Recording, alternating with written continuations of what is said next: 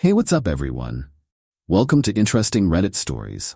I'm really excited to share this video with you, packed with tons of true Reddit stories about encounters and experiences people have had. I'll keep this intro short because I honestly can't wait to dive into these incredible stories. Seriously, you're going to want to stick around for all of them. They're definitely worth hearing. Also, before we jump in, it would mean so much if you could subscribe to the channel and like this video. Your support really helps, and I appreciate it more than you know. Alright, let's get to it. Welcome to Interesting Reddit Stories. Aita for refusing to let my sister wear white to my wedding and kicking her out when she showed up in it. I, 27F, got married 2 weeks ago, and it was supposed to be the happiest day of my life. My wedding, a day I had been dreaming about since I was little. But my sister, 31F, with whom I've always had a complicated, exhausting relationship, decided to test me in the worst way imaginable. We've never been close. She's always had this twisted need to one-up me at every opportunity, even during family events. It's like nothing I do is ever good enough, and I always have to fight for even a sliver of attention. But this time I prayed, that she'd have the decency to behave on my wedding day. Just once. Just this one day. Months ago, when I sent out the invitations, I made the dress code crystal clear. No one was to wear white. That honor was mine alone. It wasn't negotiable. This was my special day. The day I had waited for, and I wanted that one moment where I could finally, truly shine. But of course, my sister, in her usual fashion, gave me attitude. She called me insecure, saying no one cared about traditions anymore. But I stood my ground. Whether she agreed or not, she needed to respect my wishes. Fast forward to the morning of my wedding, and there she was, walking in with a floor-length lace white dress. My heart sank. It wasn't just white, it was practically a bridal gown. My entire body flooded with rage, disbelief, and betrayal. I was livid. Trying to keep calm, trying not to lose it right there in front of everyone, I walked over to her and asked through gritted teeth, "What the hell are you thinking?" She shrugged. And then, as if it were nothing, she said, "It's not that white, and besides, no one will care." I felt like the room was spinning. She was standing there, in what was supposed to be my moment, trying to take it from me. Again. I told her as calmly as I could that if she didn't change, she wasn't welcome. That's when she lost it. She threw a full-on tantrum, yelling, accusing me of ruining her day, calling me a bridezilla to anyone who would listen. Family members tried to intervene, telling me to just let it slide because that's just how she is. But I couldn't. I wouldn't. I was done. Done with the disrespect. Done with letting her steal the spotlight. Done with constantly making excuses for her behavior. I told the wedding staff not to let her back in unless she changed. She never did. Instead, she stormed out, telling everyone I had ruined our relationship for good. Now, my parents are furious with me. They're saying I should have ignored it, that it's just a dress. But to me, it wasn't just about the dress. It was about the blatant disrespect. It was her deliberate choice to sabotage my day. My husband stands by me, but some family members are still upset, and I'm left wondering. Stories number 2. My daughter had been traumatized for 2 years. Apparently it's all coming together now. "Sherry dear, are you all right?" I asked, trying to keep the tremor from my voice. I heard about what happened. My 9-year-old daughter sat stiffly in the recliner, her small, wide, skittish eyes fixed on mine, barely blinking. I could tell she was struggling, just as much as I was, to make sense of the chaos. When she was 7, her father Norman had snapped. He had always been stressed, irritable, but he never told me why. He kept it all inside, despite my efforts to help him, and then one night, he ran out, dismembered 3 of our neighbors, and killed our family dog, Bolt. The memories still make me shudder. He was arrested, but by then, the damage was done. I couldn't stop shaking or crying for weeks. But Sherry, my poor Sherry, she had it worse. She was the one who found Bolt's mutilated body, its lifeless, limbless form slumped in the doghouse, blood splattered across the wall. After that, she stopped smiling. She lost that spark in her eyes. It was like the light inside her had died with Bolt. So when I heard that one of Sherry's classmates had been brutally dismembered outside of school, I felt a cold wave of terror wash over me. What would this do to her? How would she cope? That afternoon she sat there, silent, unmoving. Her stillness was more terrifying than anything she could have said. I tried to comfort her, but her blank expression was impenetrable. Eventually she fell asleep, and I carried her to bed, the unease gnawing at me. The next morning, I went to wake her, planning to let her stay home from school. But when I opened the door, it stopped. Something heavy was blocking it. "Don't come in, Mama. It's all coming together," came her voice, empty, cold. "Sherry, what's coming together?" I asked, my heart pounding. "Are you okay?" "Yes, Mama. It's all coming together." Something about the hollowness in her tone made my blood run cold. I pushed harder against the door, frantic now. When it finally budged, my stomach plummeted. The room was a nightmare. Symbols, crude and twisted, were scrawled on the walls in blood. And at the foot of her bed, in a pool of blood, sat Sherry, cradling something in her arms. "Sherry, what is that?" I screamed, horror gripping me. She turned slowly, her face lit up by a twisted smile. In her hands was Bolt, his body stitched back together, but with human arms and legs attached to the places where his had been severed. "It's all coming together, Mama. Bolt is coming back together." Stories number 3. Wife undressing with my nephew? Is this normal? First and foremost, I want to share something deeply personal.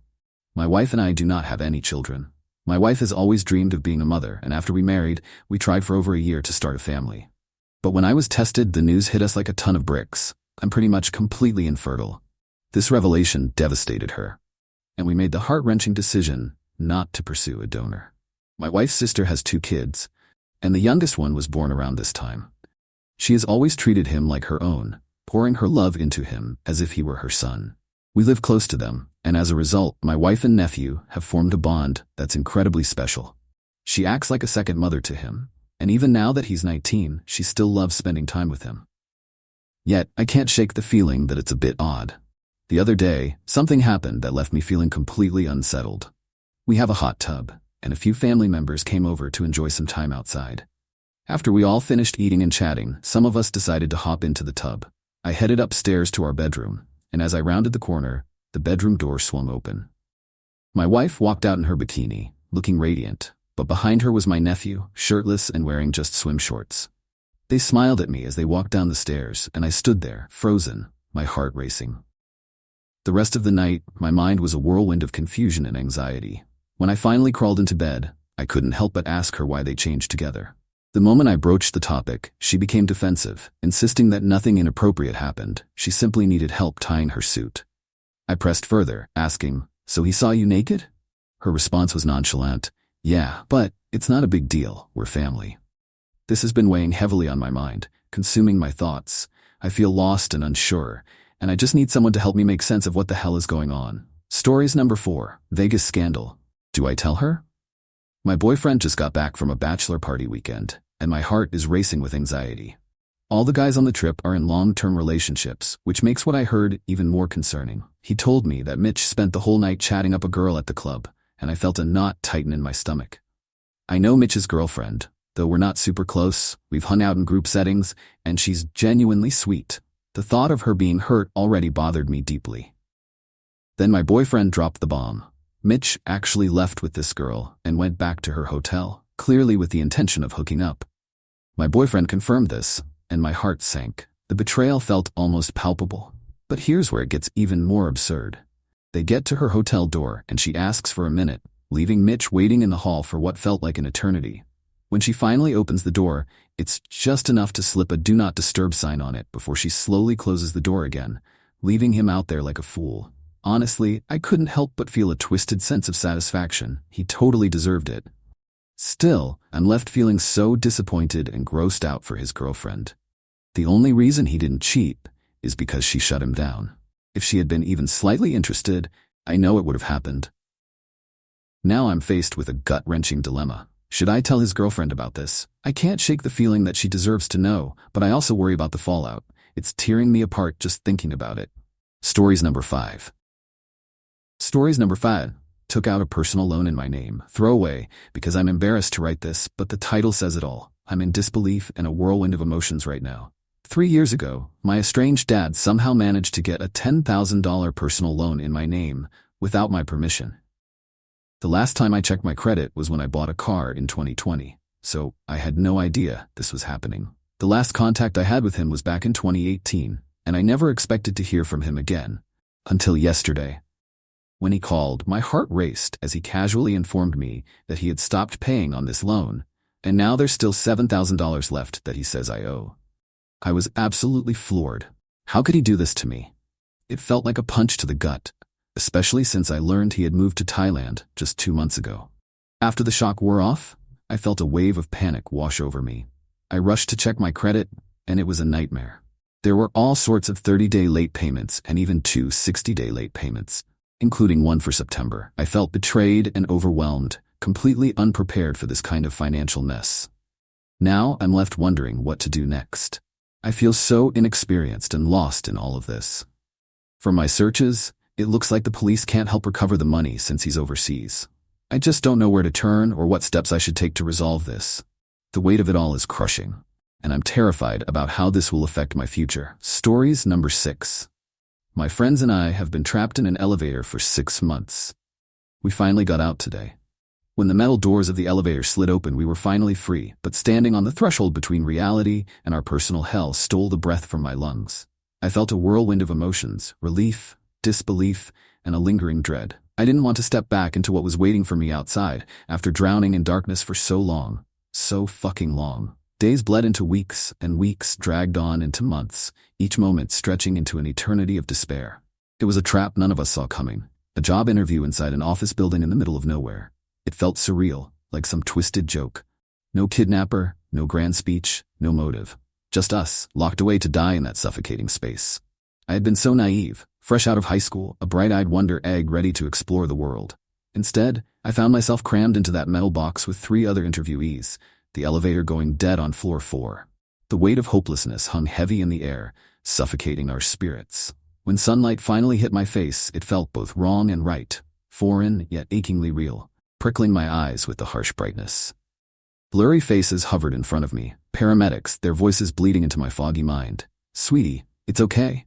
I'm here," one of them said, trying to be soothing, but her hands trembled, fear glinting behind her plastic mask, betraying the calm facade she tried to maintain. Her gloved hands gently wrapped around my elbows as if I were some dangerous creature. I wasn't an animal, I wanted to scream. I was just a girl who had survived hell. Her eyes kept flicking up and down my body, scanning me for signs of danger.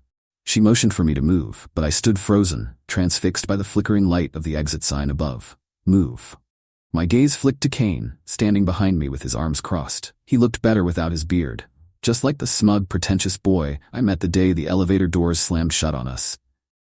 I spluttered a laugh I couldn't control, a mix of relief and disbelief. We were finally being rescued, and he was still acting like an asshole.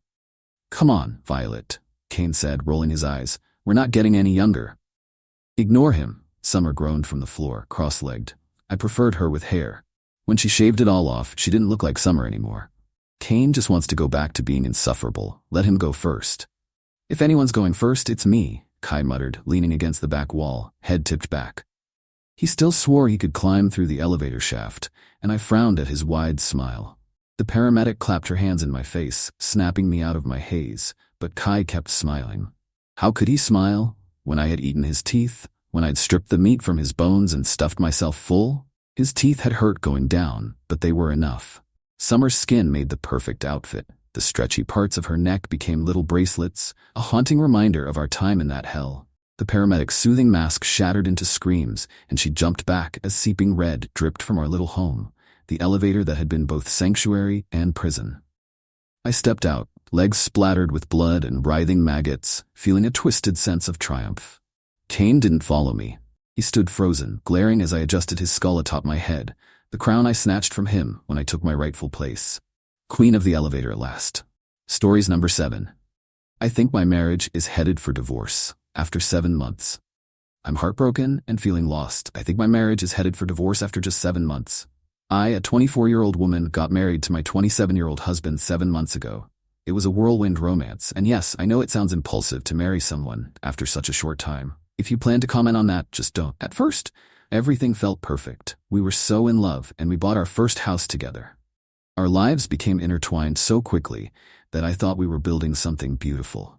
But now I can feel my marriage actively falling apart. Before we got married, I had a well-paying job, a close-knit group of friends, and my family lived nearby. I was happy in my own little world. At first, when he came along, he felt like a breath of fresh air, adding joy to my life. But slowly, he pulled me away from everything I cherished, and I eventually moved in with him, hours away from the life I had built.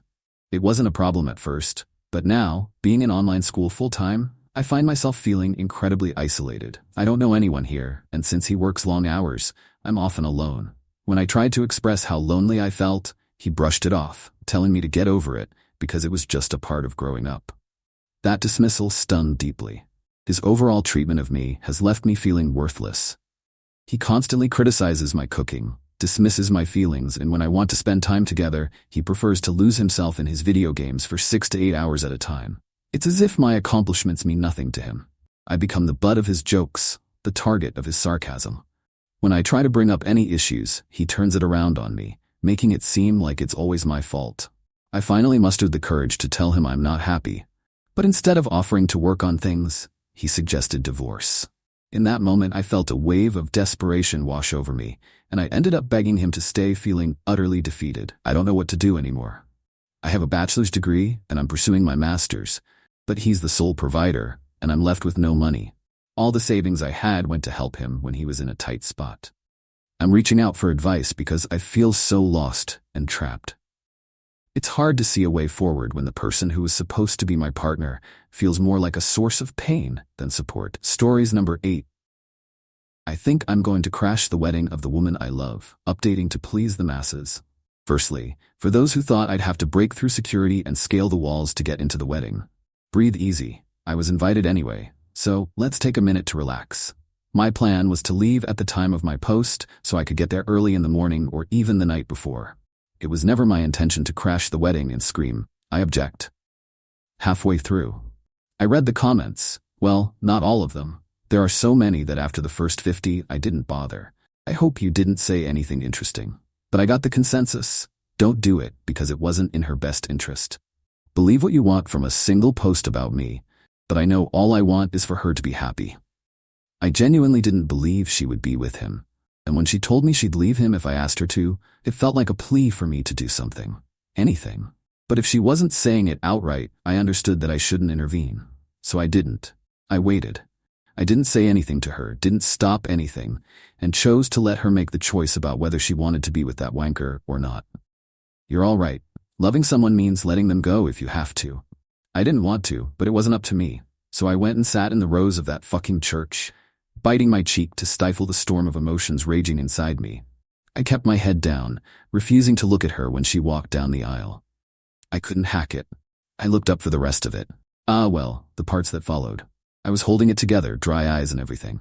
Then came that moment when the priest asked for objections, and she turned to look at the guests. My heart dropped. We made eye contact, and I did my best to appear impassive, as if I didn't give a damn. But inside, I was screaming. She stared at me, and then turned her head, obviously processing everything. No one said anything, and the ceremony proceeded. Then we got to the I do's, and my heart sank. She didn't make it. I'm not sorry at all to report back that she froze up, said nothing, and then, in a burst of panic, grabbed her dress and bolted down that fucking aisle.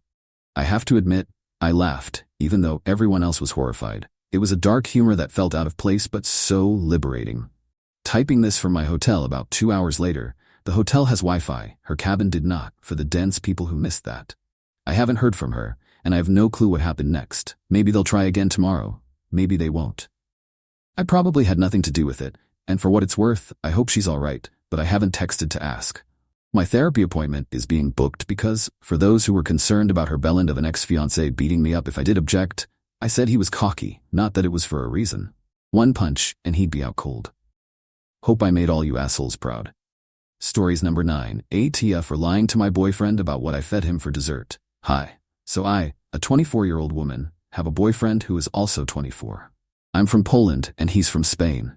Since we met almost a year ago, he has never tried any Polish food that my family or I have prepared for him. If he had just said, "No thanks," I would have been fine. But instead, he constantly comments on how disgusting it is, gagging at the very thought of it. He hasn't even tasted the food. We've argued about this a few times because I think his behavior is absolutely unacceptable. But he insists that Polish food is horrible and that he has every right to his preferences. 4 days ago, at a family dinner, when my mom asked him if he would like some gołąbki, which translates to cabbage rolls, he once again gagged, covering his mouth in disgust, and declared that he could never eat that. I was furious with him, feeling humiliated and disrespected in front of my family. I told him to apologize, but he refused, leaving a tense atmosphere hanging over the rest of the lunch. After lunch, it was time for dessert. My mom had made sernik, a Polish cheesecake made with cottage cheese. My boyfriend had refused to try it before, but this time, my mom had covered it in chocolate, making it look a little different. When he asked what it was, I quickly said it was some store-bought cake. My family didn't correct me, and we all ate in peace. I felt a rush of relief when he even took a second piece. But when he asked where we bought it, I eventually told him that it was Cernic that my mom made with cottage cheese. His expression shifted from confusion to disbelief as he turned to my mom and said, "It's good." I was elated by the result of my little lie, but on our way home, he erupted in anger. He yelled at me about how I could humiliate him in front of my family and how I could lie about what he was eating, especially when he had already told me he found it disgusting. I was bewildered, asking him what his problem was since he liked the cake, but he just kept insisting that I didn't respect him or his boundaries. Now he's not talking to me until I apologize, and it's been 4 long, agonizing days without a response to my messages. I'm starting to doubt if he's right. Aita? Just to clarify, he's not allergic, doesn't have any intolerances, and isn't on a diet that would prevent him from eating Cernic, by the way. Edit? Oh wow, I didn't expect so many comments in just 2 hours. Thank you so much for all of them. Many have asked why we're together. I study in Spain and met him at university. He and his friends are kind of my Spanish family now. He is usually a sweet and funny guy, just not a fan of Polish food. We visited my family for 2 days, Friday and Saturday, and when we were coming back to Spain, he snapped about the Cernic. I'm not sure if I should continue this relationship, but it's scary to think about being alone in a foreign country and losing almost every friend I have now. Is Cernic worth it? He's still an amazing boyfriend who cares about me and lights up my day. If you've ever been in love, you'd understand that feeling. I'm still conflicted about whether I should apologize because many of you said his behavior was childish and disrespectful. But I also know lying wasn't the best option, so I think I might be guilty of that. Stories number 10, Aita, for telling my wife I'm done with her emergency calls and leaving her stranded. I, a 32-year-old man, have been married to my wife, a 29-year-old woman, for 4 years, and we have a beautiful 3-year-old son together. She's not a bad person, but her constant state of chaos is draining me. It feels like every little hiccup in her day becomes my problem. No exaggeration, I get these frantic emergency calls multiple times a week. Flat tire? Call me at work. Forgot her wallet? Call me. Grocery store out of her favorite oat milk? Blow up my phone like the world is ending. It's relentless. I work full-time and do my fair share at home with our son. Diaper duty, bedtime stories, cooking, cleaning, you name it. But these never-ending crises are killing me inside. I've told her before that unless it's a real emergency, like someone bleeding or stuck on the highway at night, she needs to figure it out. I simply don't have the bandwidth to drop everything constantly. The last straw came 2 days ago. I had to take my son to the doctor because he had an ear infection, and I was already running on fumes, feeling like I was stretched too thin. While I sat in the waiting room with a fussy toddler, she called me in a complete panic because she had locked herself out of her car in front of a Target just 5 minutes from home. I felt my heart sink as I told her I couldn't leave. She would have to call someone to pop the window. She freaked out, claiming that would cost too much, saying she didn't bring enough cash, and accused me of being unreasonable. I stayed firm, feeling a mix of frustration and exasperation, and told her she needed to figure it out before hanging up. When I got home later, she was furious, her anger palpable in the air. She told me the guy charged her $150, and I should have come to help because she didn't think to grab her wallet. My heart sank further as I told her point blank, "I'm done rescuing you from things you can easily handle. You need to stop acting like everything is a disaster." Now, she's barely speaking to me, and I can feel the weight of her disappointment. She's acting like I'm the villain for not dropping everything for her again. My brother thinks I was harsh, but my mom said I was right to set boundaries, that it's necessary for my own sanity. So Aita for leaving her stranded this time? Stories number 11. How do I, a 30-year-old woman, make it clear to my husband, a 33-year-old man, that I don't want to share my bonus, even if I'm a stay-at-home wife? My husband and I have been in what I thought was a traditional relationship. After we got married, I became a stay-at-home wife, dedicating my time to taking care of his aging parents, who are in their 70s and 80s, and struggling with poor health. We had planned to have 2 kids, and I envisioned a future filled with family and love. He's a blue-collar worker, and I can see how hard he works. But lately, the business isn't doing well, and he's asked me to help out to keep up with the payments on our house, which has a hefty 6% mortgage. It feels like an enormous weight on my shoulders. Now I make barely above minimum wage as a receptionist and office admin, working 30 hours a week. Yet, I'm still responsible for caring for his parents and handling the majority of the chores at home. It's exhausting, and I often feel like I'm drowning in responsibilities while he works 60 hours a week. He earns more than I do, and I can't shake the feeling that it's unfair. He insists we can't afford anything, and we live very frugally, but it frustrates me that he won't even consider getting a new job or budging on our spending.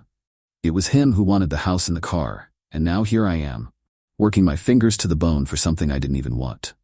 Then I received a small bonus of $300 because my boss recognized the hard work I'd been putting in. For once, I felt a glimmer of joy, a tiny reward for all my efforts. But when I told my husband about it, he immediately said I should deposit it into our shared bank account. My heart sank. I don't want to share it. I want to treat myself, just a little. I desperately need new clothes for the winter, and I'd love to splurge on some skincare and makeup since I'm running low. But he insists those aren't necessities. I'm sick and tired of doing everything and having the one nice thing that's been rewarded to me taken away too. We've been at each other's throats, both annoyed and unwilling to budge.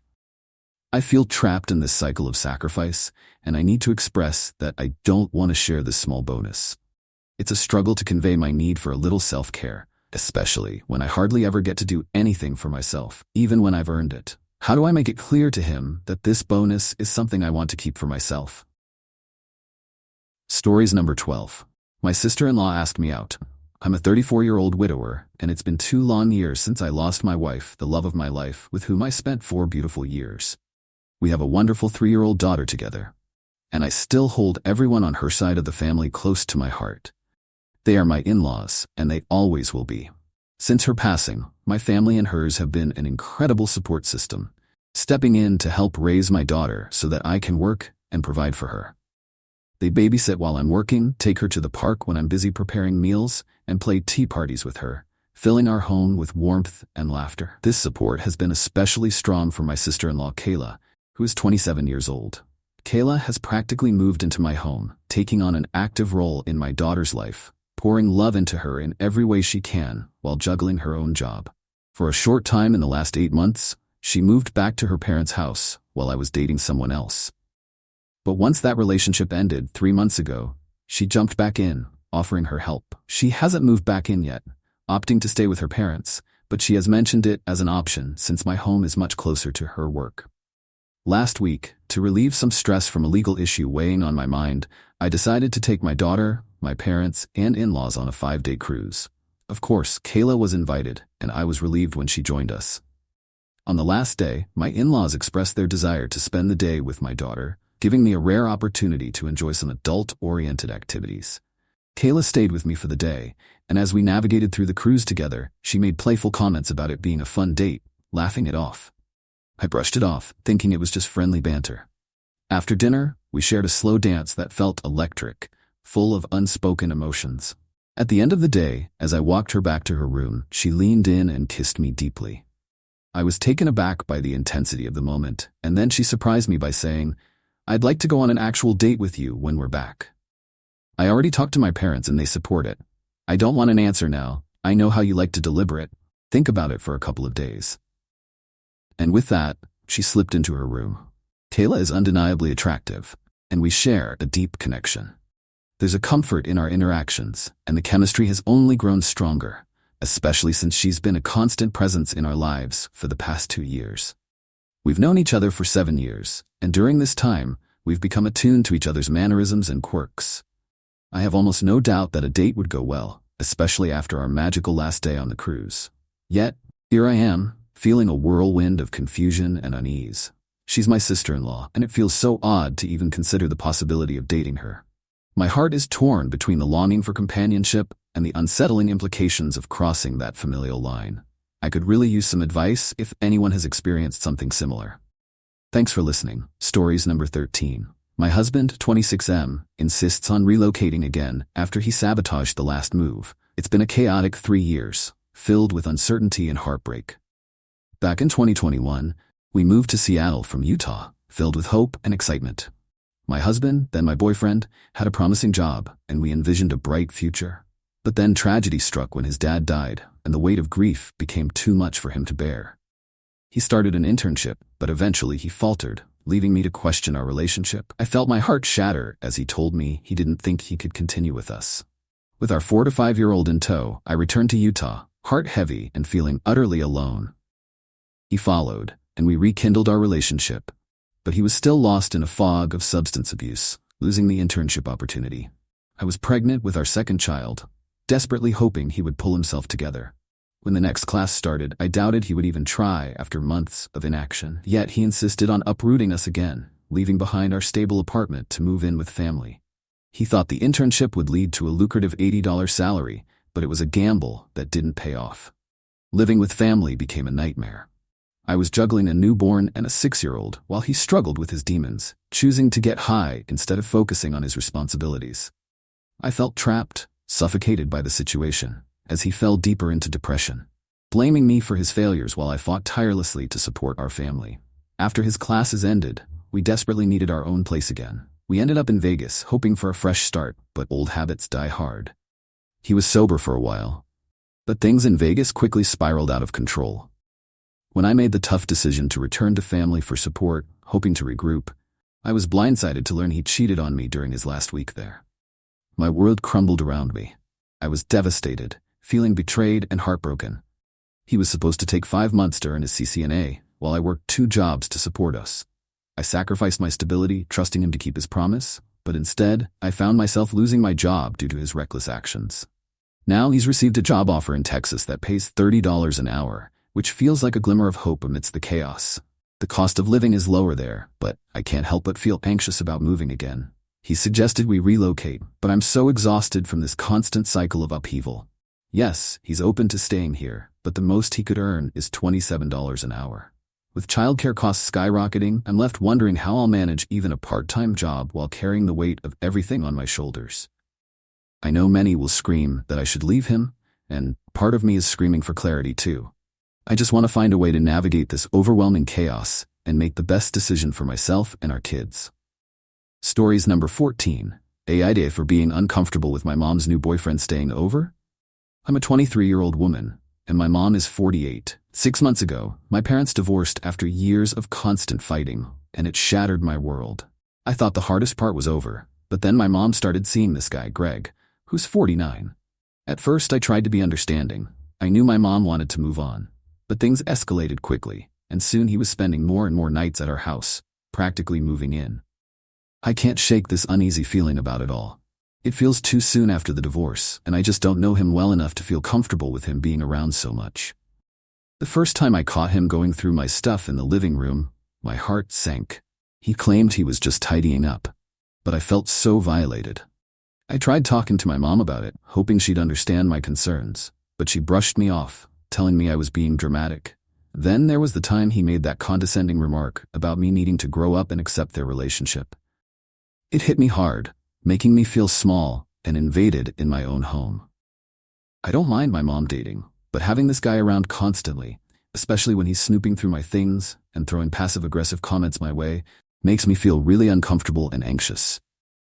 Tonight, I finally gathered the courage to sit my mom down and explain how I feel, hoping for some empathy. Instead, she became defensive, insisting I was being unreasonable and should be grateful that he's a good guy. When I tried to voice my feelings about him going through my stuff, she snapped at me and told me I was overreacting. After a long, heated argument, she finally apologized for snapping, but it felt hollow and insincere. I'm left feeling frustrated and hurt because it seems like she isn't taking my feelings seriously at all. Now I'm questioning myself. Am I overreacting, or is my discomfort valid? Aita for feeling this way? Stories number 15. Just went through a wild interview process. Give me your thoughts. I'm trying to keep this short, but I just need to vent about what has been an emotional whirlwind. It started with 2 phone interviews, then 3 in-person interviews, followed by 2 more phone interviews. After every round, I received glowing reviews, which filled me with hope and excitement about the opportunity. However, I should have trusted my instincts and withdrawn my application after the recruiter sent me an email saying they'd love to connect about the team's decision. Then, just an hour later, I got another email that said, "Oops, jumped the gun." I could feel the knot tightening in my stomach. Something felt off. I was breadcrumbed for 2 long weeks, holding on to a sliver of hope. Then yesterday, the call came in. My heart dropped when I realized it was a rejection. Here's where it gets truly wild. During the call, the recruiter dropped some actual quotes that left me stunned. They told me, "You're a unicorn for this job. "We won't find a candidate like you." I felt a mix of pride and confusion. If I was so special, why was I being rejected? They went on to say, "We compared all other candidates to you, and my personal favorite. We know we're going to regret this decision." Honestly, I felt like I was on a bizarre emotional roller coaster, grappling with mixed feelings of validation and disappointment. The general consensus from friends and family is that I dodged a bullet. After all, it's pretty strange to hear such things when being turned down. I'm honestly shocked that this came from a large company with multiple offices across the country. Has anyone else been through an emotional roller coaster like this during an interview process? I'd love to hear your stories. Stories number 16. Wife deleted our entire text log. A few days ago, I was sitting down to lunch with my wife when she mentioned she was running out of space on her phone. She had been having trouble sending messages and couldn't receive any sort of media. I could see the frustration on her face as she talked about having to regulate what pictures she took, deleting old photos and videos just to make room. I suggested that she consider buying more cloud storage and doing a mass delete of unnecessary files to free up space. To my surprise, she didn't even acknowledge my suggestion. Almost without a second thought, she deleted our entire text log right in front of me. I felt a wave of shock wash over me as she wiped our message history clear. It was as if she didn't understand the value of those conversations, the memories we had shared through messages, especially since I travel a lot for work. Those texts were a lifeline, a way for us to stay connected throughout our days apart. The next day, I gathered the courage to tell her that it bothered me and hurt a little when she did that. Her response was cold. "I'm not responsible for how you feel." Her words cut deeper than I expected, making me feel dismissed and invalidated. Instead of a comforting response, it only amplified my sense of loss over our shared history. Now I can't shake the feeling that I'm overreacting. Am I being too sensitive about this? I just want to understand if my feelings are valid. Stories number 17. How do I break up with my suicidal boyfriend? A few months ago, I made a post here about my boyfriend, who's been suffering from poor mental health. He has threatened to take his own life if I break up with him. It's been weighing heavily on my heart, but I've come to the painful realization that he is damaging me too much, and it's finally time to let go. The truth is, I'm genuinely scared that he will harm himself after I end things. Even if he doesn't, this breakup will make my life more complicated at school. He's one of my best friends, a genuinely lovely person who brings so much joy despite his struggles. The thought of losing him completely fills me with dread, and I can't shake the feeling of guilt that will come with breaking his heart.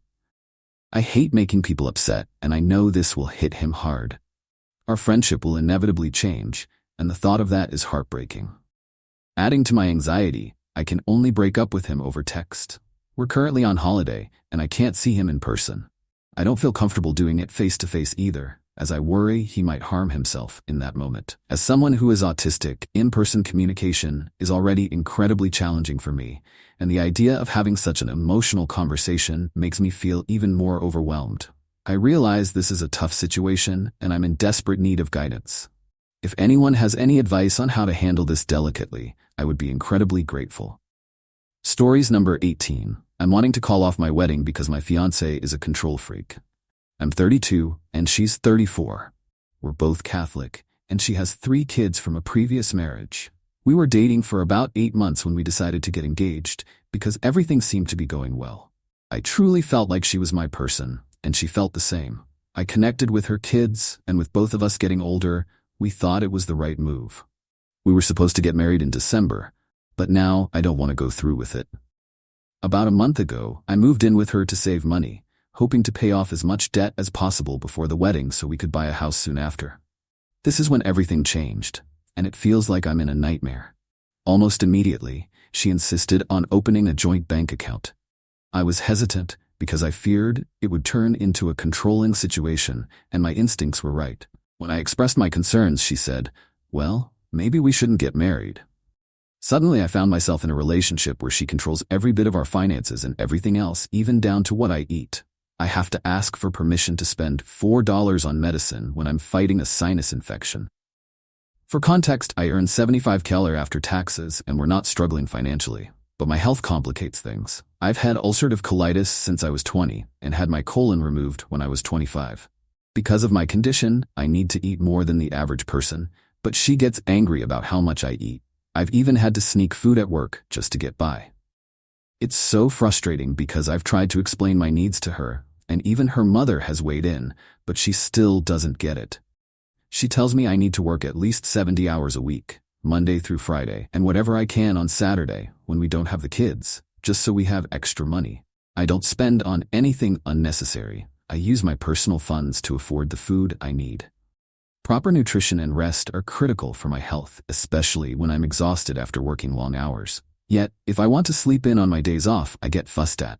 I feel like I'm walking on eggshells. I mistakenly took something meant for the kids once, and I got into huge trouble, even if it was just $1. If I forget to take leftovers to work, I get blamed for wasting food, even though she didn't tell me to take it.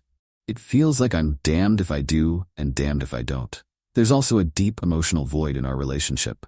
I work 12 hours on my short days and around 15 on my long days. I only have 1 or 2 short days a week, and when I come home, I just want to feel wanted and desired.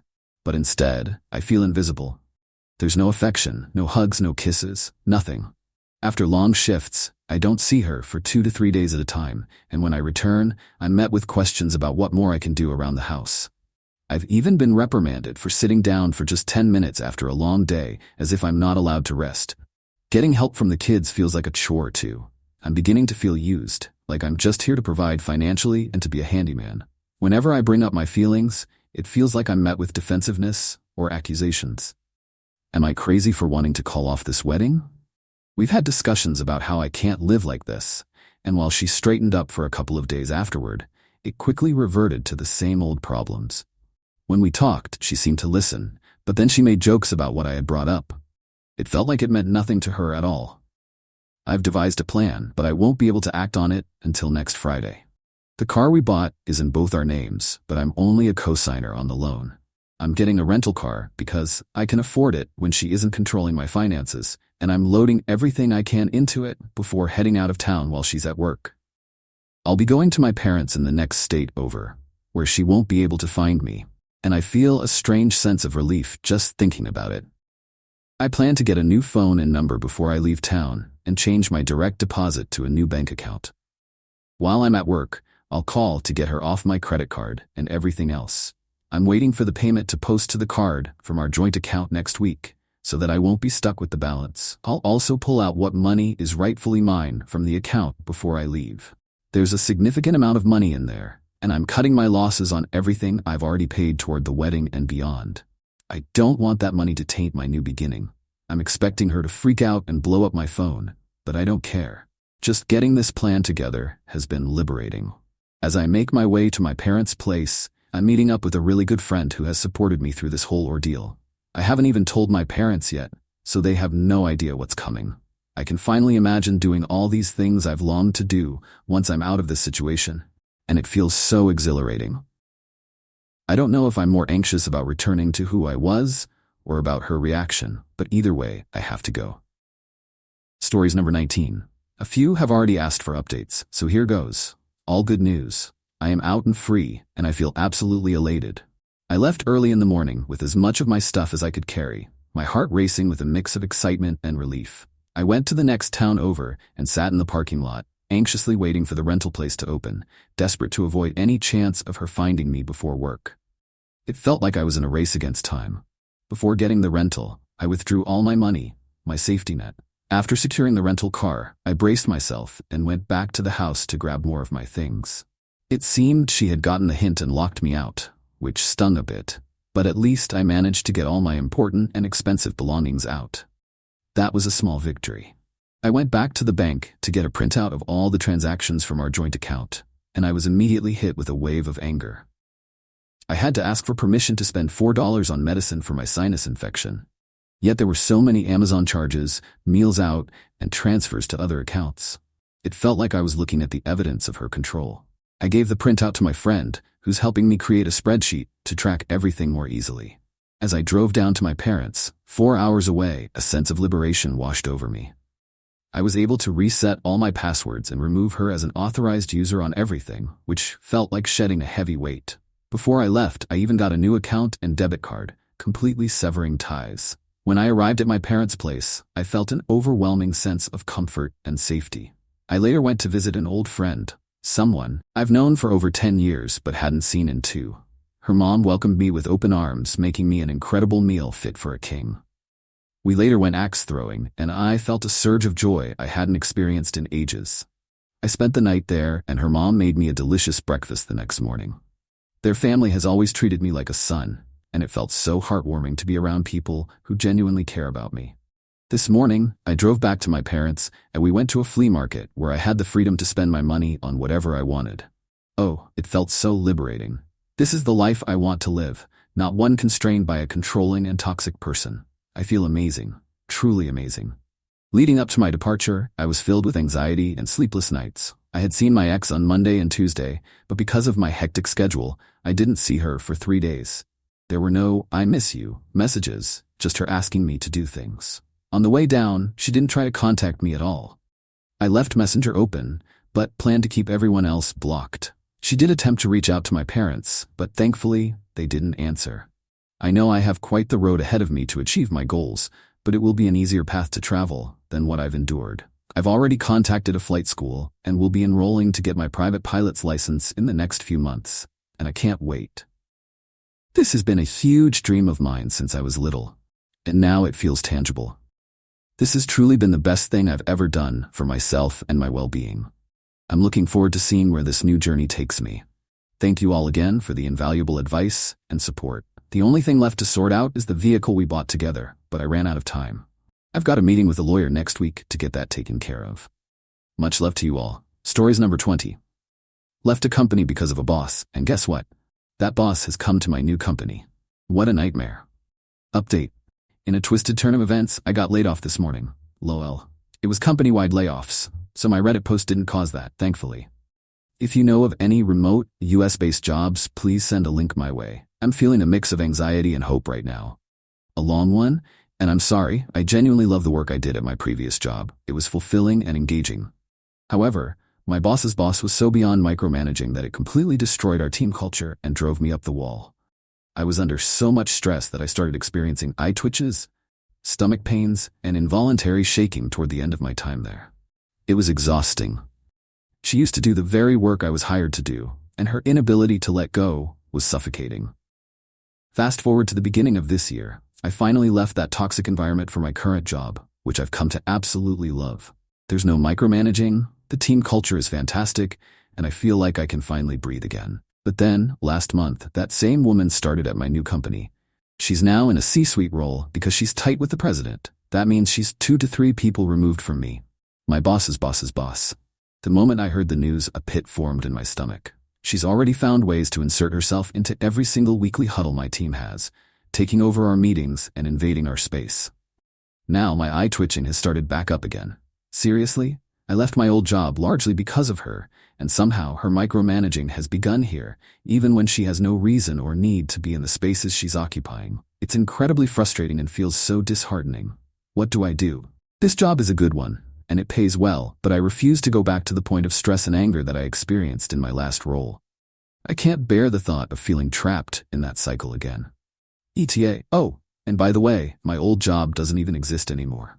Stories number 21. I was on vacation with my parents and their friends when the boomer of the story spotted my tattoo, a paw print I got last year just before I had to put my beloved dog down. The moment I saw his expression, I braced myself for what was coming. Boom, that thing real? Yeah, it's my dog. Knowing exactly what kind of negativity was brewing, I tried to stay positive and avoid engaging with the bait he was throwing out there. Boo. Lot of money in getting those things taken off nowadays, you know? Never would I ever get him taken off of me. But he just wouldn't let it go. Oh, I know, I'm just saying, lot of money being made taking those off because people don't think before they get a tattoo. This went on for what felt like an eternity, him just repeating himself, as if I was suddenly going to change my mind about something so deeply meaningful to me. My heart was beginning to race with irritation, and I could feel my patience wearing thin. Suddenly, Boom's wife jumped in with a sharp remark. Are you going to get your frat letters lasered off of your foot? The tension in the air shifted instantly, and there was a moment of stunned silence. The boomer's bluster deflated as the conversation quickly ended. I couldn't help but feel a surge of relief and satisfaction. Someone finally shut him up. Stories number 22. Is he the AH for ending the relationship and walking away when she told him she was pregnant? I apologize for the length of this, but I've redacted as much as possible while still trying to get the necessary details out.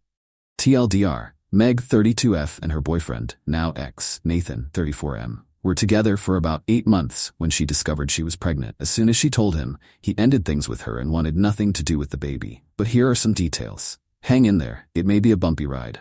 Their entire relationship, Meg has called her 9-year-old son, Max, her miracle child, because she can't have kids. She makes this very clear with every boyfriend she has. Her side. Meg and Nathan's relationship was pretty normal. They shared stories about their lives, both past and present, spent time with one another almost daily at each other's houses, and eventually he met her family because they were so obsessed with each other, or so we were told. Things seemed to be going great between Nathan and Meg until one day she finds out she's pregnant. She tells him immediately, and that's when everything starts to unravel. His demeanor shifts dramatically. It's like a switch flipped. He tells her he doesn't want this child. Initially, she tries to laugh it off, saying she'll give him a few days to really process the news. But in those few days, he pours his heart out in a couple of pages and drops off the letter at her door. She wasn't home. He wanted her to read it in privacy. No one other than her has seen the letter, but she said it was him breaking up with her again and telling her, once more, that he didn't want to have this child with her. She recalls him writing that he's being stationed to another state in about 6 months, making it unwise to stay together since he wasn't planning to bring her along. Despite a few in-person conversations afterward, nothing changes his mind. He is still very much done with their relationship and wants nothing to do with the baby. But here's what actually happened. Meg has always told people she can't have kids, but has had 1 chemical pregnancy, 1 child, and multiple abortions, in that order. The latter was not disclosed to Nathan. He only knew she had a 9-year-old son whom he met the same day as Meg's miscarriage before having Max. Throughout their relationship, she repeatedly brought up her supposed barrenness, seemingly trying to convince both herself and him. About 4 months in, she tells her closest friends and family how amazing he is and how she won't find anyone better than him. Then Meg lets it slip to me that she's tracking her cycle. At first, she insists she's doing it for hormone balancing, but I can't help but feel a twinge of unease. At a family dinner, I share a funny story with Nathan about Meg, and his face falls. He says, "She actually just told me this story, but it was a very different version." Meg, sensing the tension, grabs his arm and announces they're leaving, rushing out the door. This would be the first of many stories and lies he would hear from Meg that would sit uneasily with him. 5 months in, Nathan gets word that he will be stationed to another state.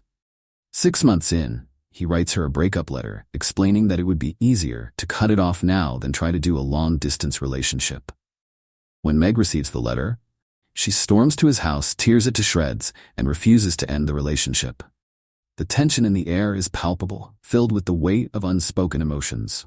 They have a rocky relationship for the next 2 months. At around 8 months in, she announces her pregnancy to Nathan. His face pales in shock. He can't believe it. He had been convinced she could not have kids. Nathan has mentioned before that he does not want kids of his own, and this revelation becomes the final straw. He cuts her off as much as possible, feeling cornered and betrayed. Despite Nathan's attempts to distance himself, Meg still shows up unannounced at his house, presenting ultrasounds and texting him daily about any updates or cravings she's experiencing. The emotional turmoil is evident. She's trying to keep him involved, while he's trying to escape the situation. Nathan moves just before the baby is born, and willingly pays more than required in child support, but adamantly refuses to see the child or have anything to do with Meg. The family and I have had multiple conversations about this, and they all think he's the AH for leaving and refusing to see his child. But I can understand why, though it doesn't make it right. She seems to have tried to trap him with a baby, and he feels like he's been tricked into fatherhood. So, is he the AH? Stories number 23. My boyfriend wants to break up. I want to work through it. So, I, 18F, and my boyfriend, 21M, are in a long-distance relationship. This is my first relationship, and I'm feeling overwhelmed trying to navigate it properly. At the start, we agreed that we were exclusive and serious, and everything felt perfect. We shared our I love yous, and I felt on top of the world. But things started to shift when he got incredibly busy. Suddenly, our relationship felt purely intimate, and I found myself feeling lost and neglected. I began to express my frustration through arguments, saying it didn't seem like he had any interest in me beyond our physical connection. When we talked, it often felt like a one-sided conversation focused only on intimacy. I craved more than that. I wanted to feel seen and heard. In response, he tried to communicate more, but the effort felt half-hearted. I'd be in the middle of a conversation, and he'd disappear for hours, leaving me in a state of anxiety, wondering if he was okay. All I wanted were simple check-ins. It felt like a basic request. One morning, after our most recent fight, he sent me a message saying, "Good morning," but the tone felt almost sarcastic, like he was fulfilling an obligation rather than expressing genuine interest. That hurt. The latest argument was sparked by my deep-seated fears. I couldn't shake the feeling that he might be talking to someone else while we were being intimate. His Snapchat score kept skyrocketing during our conversations. He would vanish for minutes to an hour, then come back as if nothing happened. When I shared some hot videos with him, I noticed he saved them all, which made me feel uneasy. He claimed he needed something to jerk off to when I was busy, which felt disrespectful and degrading. After our fight about potential infidelity, he dropped a bombshell. He no longer wanted anything intimate with me and said I could send things to other guys. Hearing that cut deep, leaving me feeling rejected and unwanted. It felt like a punch to the gut, especially when he suggested we take a break and just be friends. That really hurt me. I couldn't help but think he said it just to wound me, just as I had hurled hurtful words at him. When I asked if he wanted to break up, he hesitated, but eventually said no. I pressed again, saying I thought he hated situationships, insisting it was either a relationship or nothing at all. He finally admitted he hated them and just wanted to step back due to work and being busy. I understand where he's coming from, but I don't want to break up. So I poured my heart into a long paragraph, almost an ultimatum, expressing my feelings. I told him I love him and want an exclusive relationship. I suggested we don't need to be in constant contact. Just let me know when you have time. I care about you, and I understand it's tough right now. All I want to do is love and support him. I also opened up about my upbringing and how it affects my reactions. I was raised to believe that men don't have feelings, that they only want stress, making love, and that love doesn't exist. But I've worked hard to change that mindset, and I genuinely believe it's gone now. Something clicked, and I know better. Yet, I still feel like we weren't communicating enough, and I didn't grasp how much his work occupied him. I really like him. He's a good guy, and we share similar values. I think we're compatible, even if he struggles with communication. I can't help but wonder, is this worth salvaging? They say nothing worthwhile in life is ever easy. I sense that he still has an interest in me because he doesn't want to break up. He also mentioned he's still interested in intimacy, but that our fight left a bad taste in his mouth. But the fact that he said he doesn't want to be intimate right now hurt me deeply. It made me feel unattractive and unwanted. He insists that's not the case, but I'm still puzzled.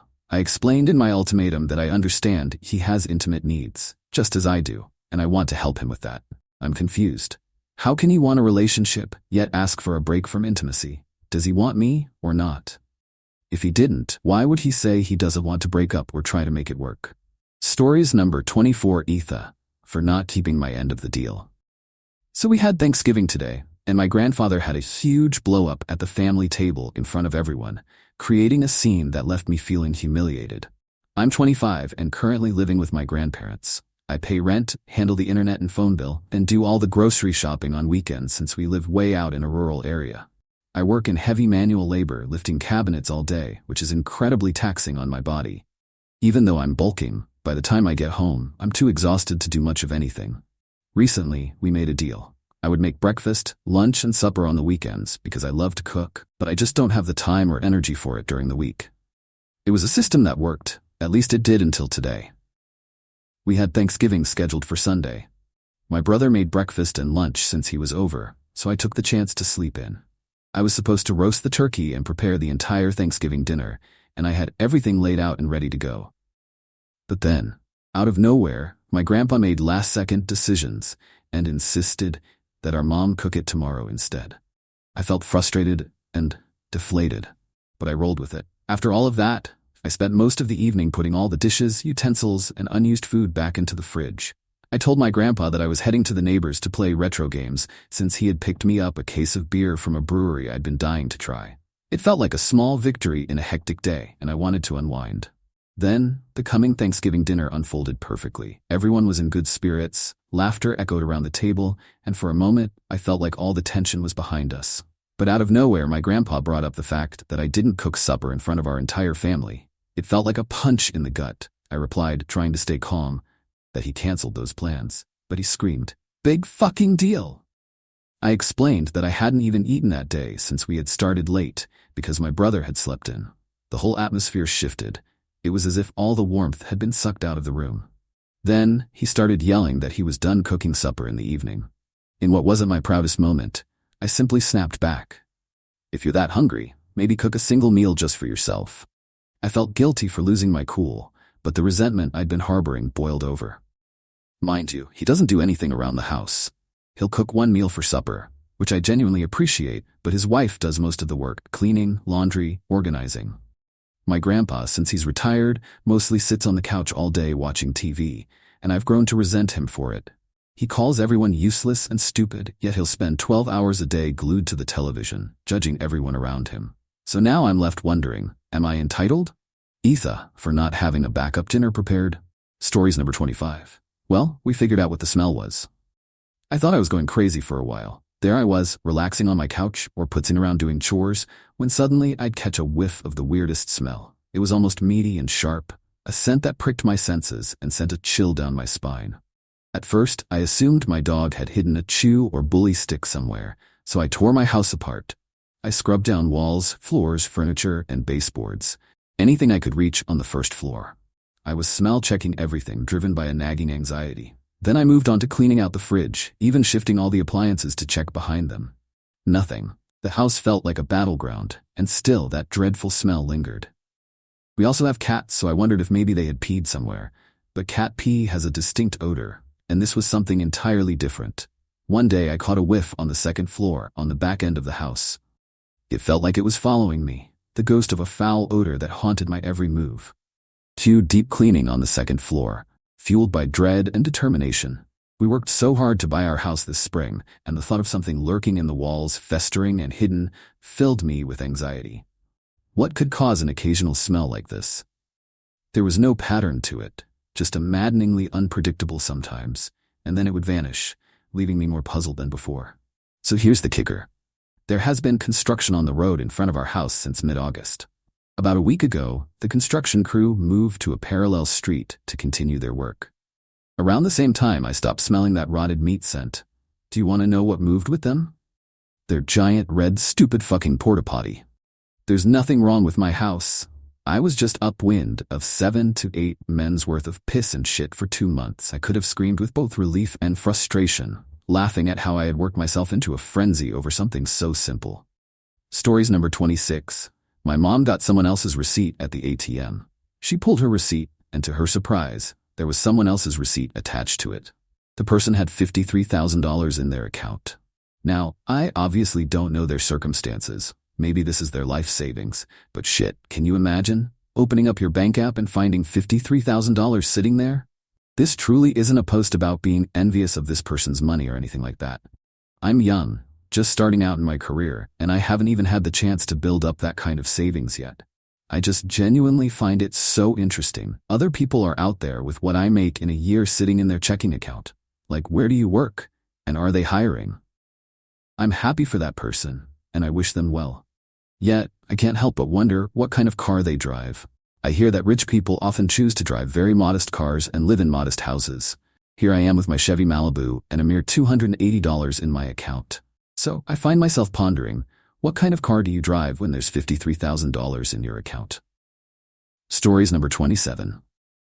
The little girl, I've been a mall Santa for years now, and it's a pretty easy job. I just slip into a Santa costume and sit in a chair, listening to kids' wishes. Most kids wish for toys, games, or other things, and I listen, throwing in a hearty ho-ho-ho here and there. But one girl stood out to me. She had brown hair, blue eyes, and couldn't be more than 6 years old. Before you judge, let me clarify. No, I'm not a predator or anything like that. There was just something about her that tugged at my heartstrings. When she sat on my lap, she didn't have the smile that lit up the faces of the other kids. Instead, her eyes held a sadness that pierced through the cheerful holiday atmosphere. Santa, she said softly, her little voice quivering, my uncle is so rude. He's so bossy and insults me and mommy. Can you do something about it? My heart sank. No child should bear such burdens. I replied, don't worry, with the Christmas spirit, Santa can do anything. You just have to believe, and everything will be fine. A flicker of hope sparked in her eyes, and she smiled for the first time. I asked for her name, and she told me it was Elena. As she walked away, I felt a wave of empathy wash over me. No one should have a terrible uncle like that. Yet, as the next child sat on my lap, I forced myself to focus on my job, feeling a weight on my heart. A year passed, and she returned. When she sat on my lap again, I noticed she wasn't smiling. "Santa, there's this kid Brandon at my school, and he keeps messing with me. The school doesn't stop him. Can you stop him?" My heart ached for her. No child should go through bullying. But what could I do? I tried to reassure her. "Don't worry, Elena. Use the same power as last year. Believe in the Christmas spirit." Her smile returned, and she said, "Okay, you remembered my name." I let out a hearty ho ho ho before adding, "Of course, Santa remembers everyone's name." But as she left, I couldn't shake the concern for her. I had to refocus on my job once more. Finally, the next year came. This time, her mother seemed sad as Elena sat on my lap, and my heart plummeted. She looked like she was about to cry. "Santa, Mommy's new boyfriend keeps getting angry and hits her, and me too." Rage coursed through me, anger I had never felt before. I couldn't believe what I was hearing. "Can you use the Christmas spirit again?" she asked, her small voice trembling. "Yes," I said, my heart heavy with determination. "You just have to believe in the Christmas spirit."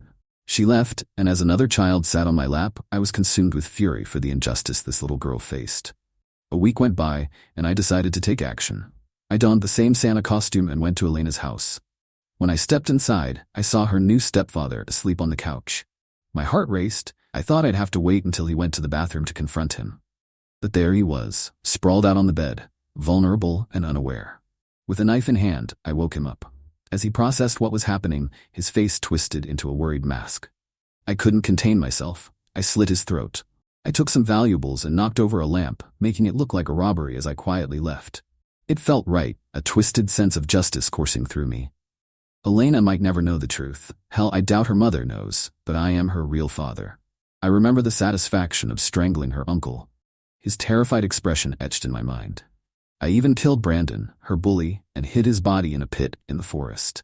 Ever since Mrs. Siegmund left me, I never got to see our daughter, but now I was here, protecting her. Eventually, Elena will grow up and stop believing in Santa, but until then, I will rid her life of all the bad people and make sure she doesn't have to endure any terrible figures. I don't care what anyone says.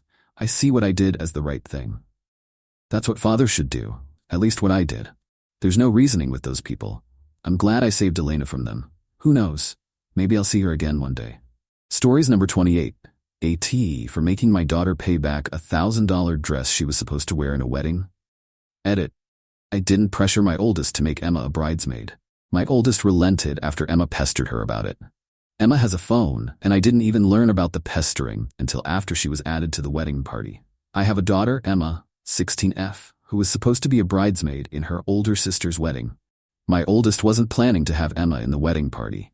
It was Emma who really wanted to be a bridesmaid because she was excited and wanted to be involved.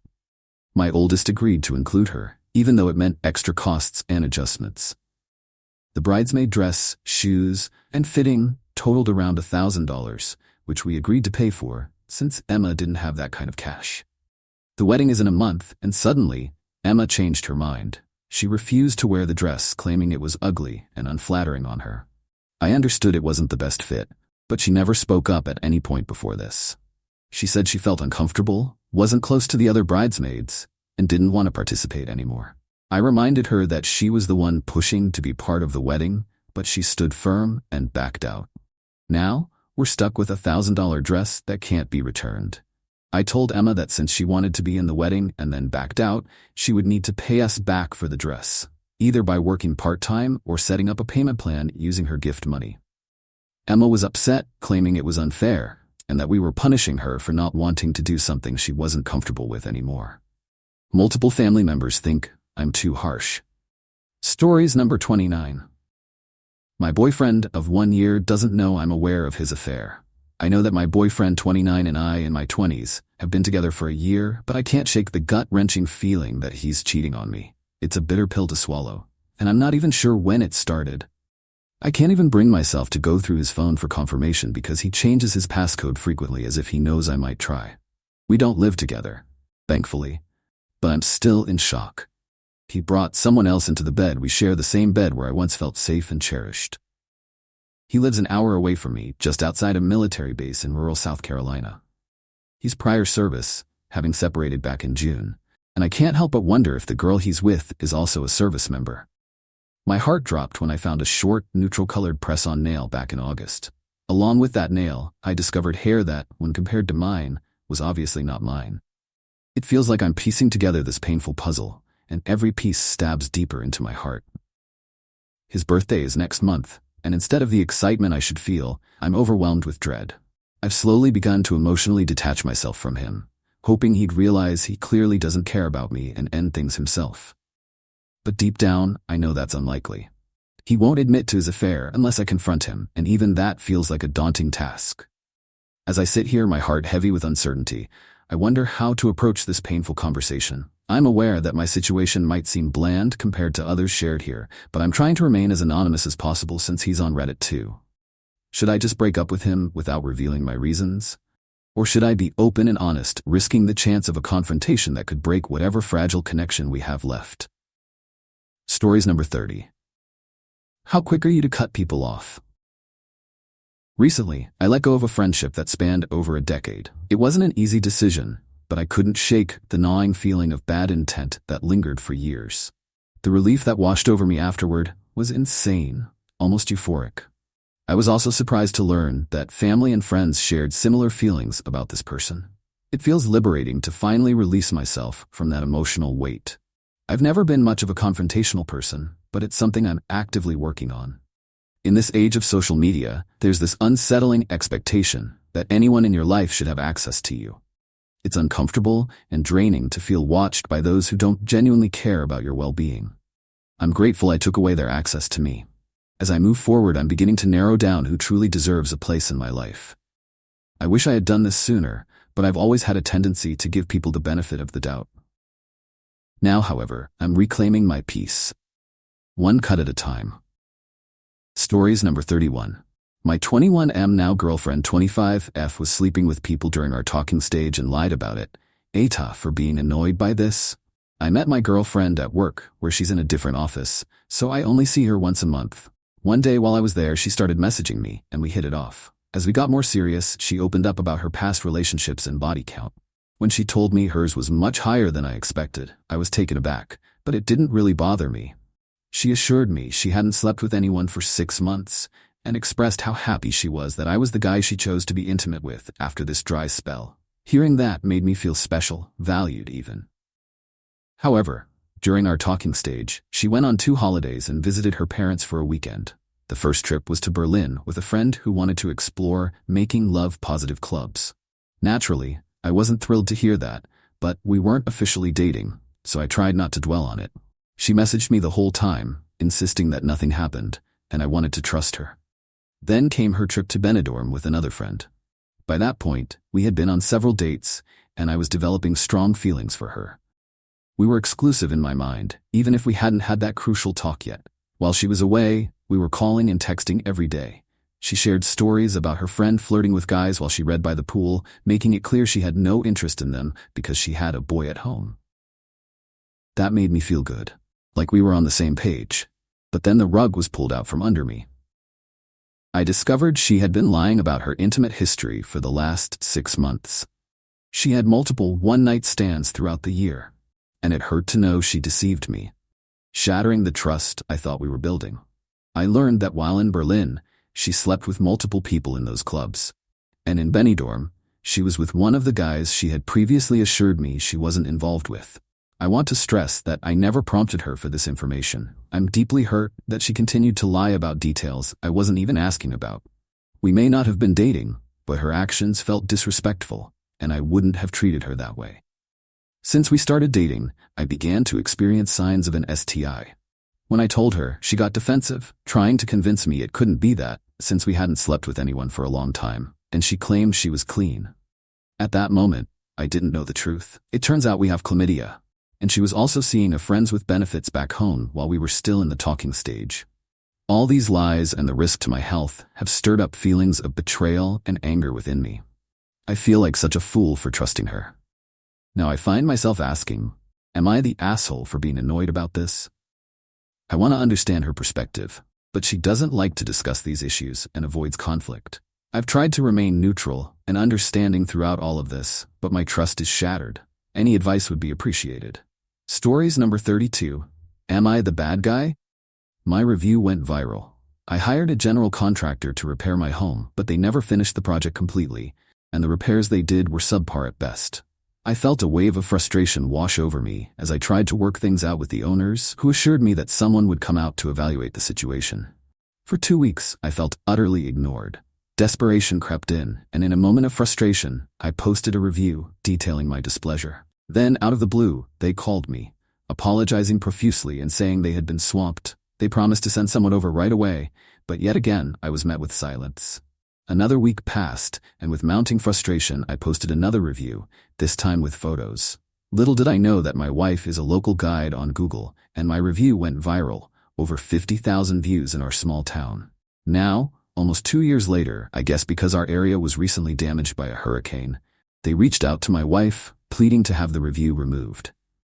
They want to make things right, but I sold the house and now live in an apartment, so I have no need for a general contractor anymore. My wife feels a deep sense of guilt because the owner cried on the phone, expressing how the review is hurting her and her husband's business. My wife is scared. She doesn't want to get sued, but I keep reminding her that everything I wrote was true. Should I remove the review? To be honest, I'm indifferent, but my wife is torn up about it, especially after hearing the woman's emotional plea. I can't help but feel like they're only interested in making it right now because it's hurricane season, a super busy time for construction companies. I spent over $110,000 on rehabbing that house, and it still haunts me how poorly the work was done. What would you do? Stories number 33. How do I 36F tell my husband 39M that I don't want to celebrate my birthday with him? My husband's birthday was just a few days ago. I wanted to make it special, taking him out to dinner, but he insisted he wanted a low-key celebration at home. Respecting his wishes, I poured my heart into making him feel loved. We've been married for 3 years, and together for 7, and with 2 small children, I always try to make his birthdays memorable, baking his favorite cake, cooking his favorite meals, and even throwing him a surprise party one year. His family doesn't acknowledge his birthday. It feels like it's just another day for them. His own dad forgot this year, and I had to remind him. For his special day, I woke up early to get his favorite coffee and donuts. I baked 2 apple pies per his request, all after working a full day and taking care of our kids. He works nights, so he's not home until late, but I set up balloons and his presents, feeling excited for him to see everything. That morning started out great, but then, as we got home that afternoon, I felt a throbbing headache creeping in. The pressure of being the primary caretaker and working a demanding job weighed on me, and I was already stressed. My husband asked what was wrong, and when I told him my head hurt, he exploded. "Wow, even on my birthday, I have to deal with your bullshit," he shouted, throwing a tantrum that shattered my heart. The tension skyrocketed when our 3-year-old wasn't listening during lunch. My husband took him upstairs, slamming the door and yelling, which left me in tears. I rushed up to rescue our son, and in the heat of the moment, I told my husband never to yell at him like that. I was already fragile from his earlier outburst when he looked me dead in the eye and said, "I hate you," followed by threats of divorce. It was like a knife piercing through my chest, and I was overwhelmed with sadness and anger. A few hours passed, and I tried to salvage the day for the kids' sake, suggesting we just have pizza and pretend it was a celebration. But my husband then declared this was the worst day of his life, and that I had left to punish him. I felt crushed. I had tried my best, yet my efforts meant nothing to him. Now, my birthday is coming up in 2 weeks, and I dread the thought of celebrating it with him. I've promised myself to focus on my own health this year and to stop pouring my energy into a relationship that doesn't reciprocate it. How can I gently communicate to him why I don't want to spend my birthday with him this year? Stories number 34. Aita, for not letting my brother stay with me. I'm a 44-year-old woman, and I have a younger brother who's 34. He's always lived at home with our mom, and I've watched him struggle for years, grappling to hold down jobs and maintain his own space. Recently, our mom decided she could no longer accommodate him and kicked him out. Now he's been pleading to stay with me in my condo. I have a spare room, and technically, I could take him in. But as I sit here thinking about it, I feel an overwhelming sense of anxiety. I value my independence fiercely, and I love living alone. The thought of him staying with me fills me with dread, not because I don't care about him, but because I feel like this would just be a band-aid solution. It wouldn't solve his problems. It would only delay the inevitable, his need to stand on his own 2 feet. I haven't officially turned him down yet, but I'm leaning heavily toward doing so. I know it will upset him and my mom, and that weighs on me. My family thinks I'm being selfish for not helping him out, especially since I have the means to do so. They argue that he just needs a little more time to get on his feet. But after seeing this same pattern for years, I'm terrified he'll never leave once he's here. I just want to prioritize my own peace and mental well-being, but the guilt is suffocating. Am I the bad guy for wanting to maintain my independence and avoid enabling his dependence? Stories number 35. My rant about divorce, separation, and moving on. I've been scrolling through Reddit and came across a wave of posts about divorce. It's disheartening to see so many people complaining that their wives moved on too quickly. The comments are filled with responses like, "Yeah, bro, that's because she was actually cheating on you. It's not your fault." My divorce was finalized a year ago, after being separated for nearly 2 years. I remember the exact day in 2018 when I realized I could no longer tolerate my husband. The emotional toll was immense, and I spent all that time distancing myself, both financially and emotionally. I never cheated on him. I could have started dating the day he moved out, but I chose to wait a full year before I even considered it. But does that mean I was cheating? How long do we have to wait before it's considered acceptable to move on? I think about this often, especially when I see people judging others for moving on quickly. Walk-away wife syndrome makes it so much easier to transition into a new chapter. Why don't more people recognize this? It's time to take responsibility for what truly caused the separation instead of blaming the person who's finally taking steps toward their own happiness. Stories number 36. I'm 16 and I can't say no. How do I set boundaries? I'm 16 years old and I've come to this painful realization. I have an incredibly hard time saying no to people. Whether it's friends, family, or even strangers online, I constantly find myself agreeing to things I don't really want to do. It feels like I'm trapped in this cycle of guilt and fear of disappointing others, and it's suffocating. On top of that, I'm currently dating someone, and I often say, "I love you," even when I'm not sure I truly mean it. The guilt of that haunts me, and I struggle with how to be honest without hurting them. It's just another example of my inability to express how I really feel. I know I need to set better boundaries, but where do I even start? How can I get better at saying no without feeling guilty or jeopardizing my relationships? If anyone has faced a similar situation with their partner, I would love to hear how you handled it. I just want to find a way to stand up for myself without feeling like I'm letting everyone down.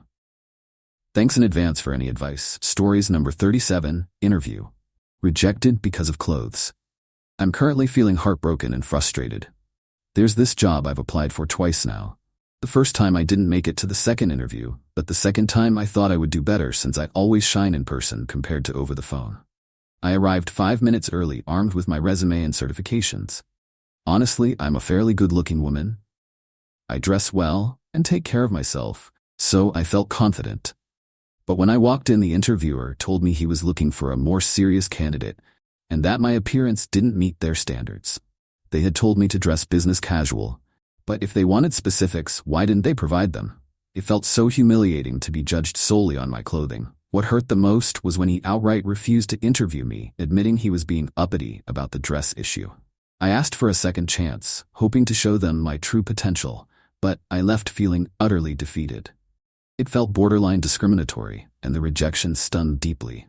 I understand wanting employees to present themselves a certain way, but to deny me an interview based on how I looked felt so unfair. I thought I was dressed appropriately, yet here I was, being told otherwise. Now I'm hoping they'll contact me back, and I plan to invest in proper business attire. Growing up low income, I've never really had a chance to explore what business casual looks like outside of banks. I'm learning so much from this experience, but it doesn't make the sting of rejection any easier to bear. Stories number 38. My coworker's husband pinched my big toe. What do I do? Hi everyone, I'm a 30-year-old woman reaching out because I desperately need some serious advice. This past weekend, I joined about 12 to 15 of my coworkers for a fun gathering at my coworker Tina's house. We were there to eat, drink, smoke a bit, and play card games. With Hurricane Helene having hit our town recently, I've been without water for 3 long weeks, so I was also using this opportunity to do my laundry while enjoying time with everyone. At first, everything was going well. We were all laughing and talking trash about work, and then we began playing Cards Against Humanity. With so many of us squeezed onto the couch, I found myself surrounded by my coworkers, while on the floor closest to me was Tina's husband, Paul, who I'd never met before. He was quiet and didn't interact much with anyone during the night. As I indulged in mimosas and the most delicious donuts, I started to feel a bit cross-faded, maybe a little too relaxed for my own good. But then it happened. During one of the game rounds, Paul pinched my big toe. It was a very intentional pinch, and I felt shocked and disoriented. In that moment, I laughed nervously, unsure of how to respond, and continued playing, feeling a strange mix of disbelief and discomfort. After the game, as my best friend Angela and I left, she immediately said, "During the game, Paul pinched your toe. I tried to get your attention, but you didn't notice." My stomach dropped as I realized I wasn't alone in feeling unsettled. I felt a wave of anxiety wash over me, mixed with anger and disgust.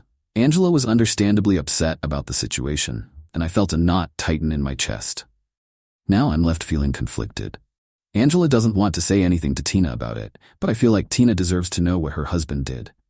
But then a part of me worries about the fallout. Would it really change anything for Tina? After going to my boyfriend's apartment, I shared the whole ordeal with him, and he was furious, considering it a form of intimate assault.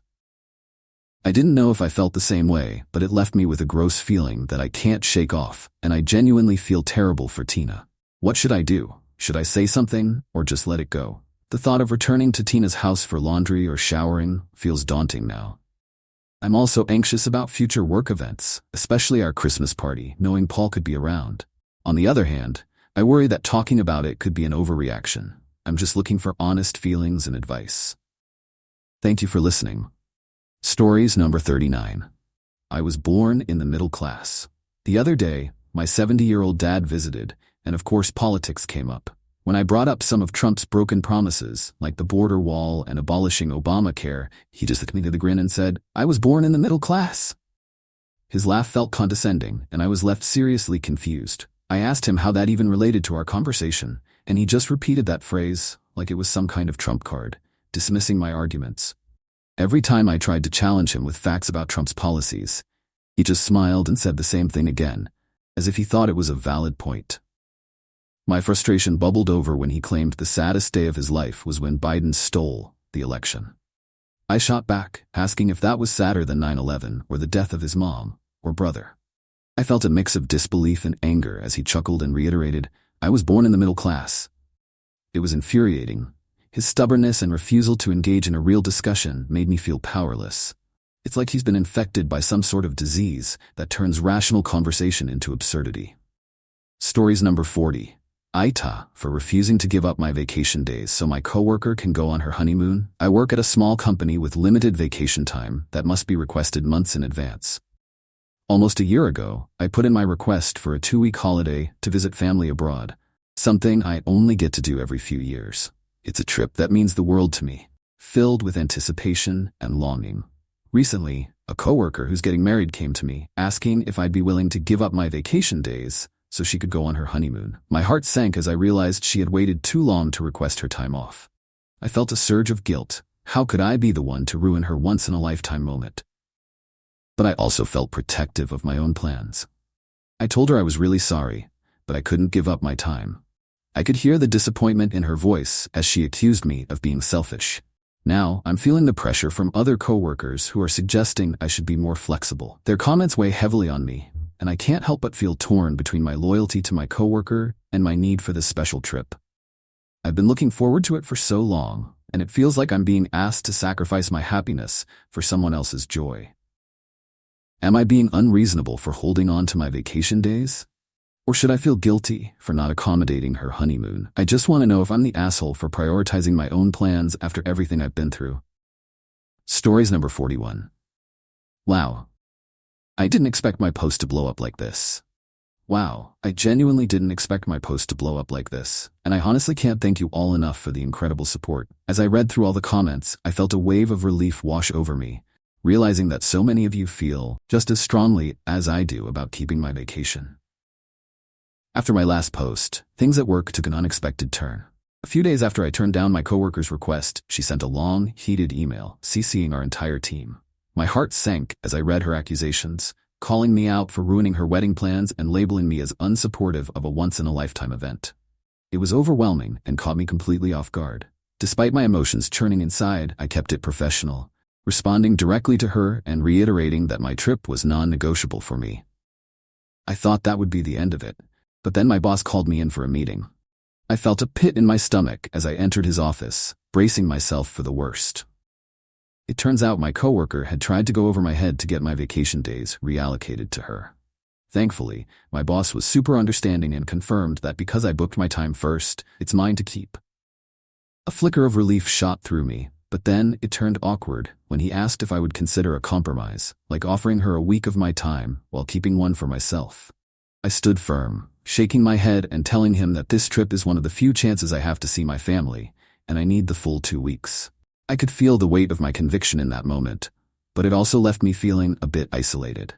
Since then, my coworker has been giving me the cold shoulder, and a couple of other coworkers have been dropping passive-aggressive comments that stung.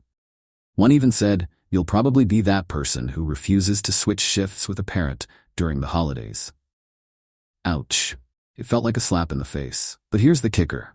Another coworker came up to me and confided that they had been pressured to switch vacation days with the same person in the past, and they regretted it because it messed up their own plans. That knowledge filled me with gratitude and reaffirmed my decision to stand my ground. I'm unsure what the long-term fallout of this will be, but one thing is for sure. I'm not giving up my vacation. I need this time with my family more than ever, and I refuse to feel guilty for prioritizing that.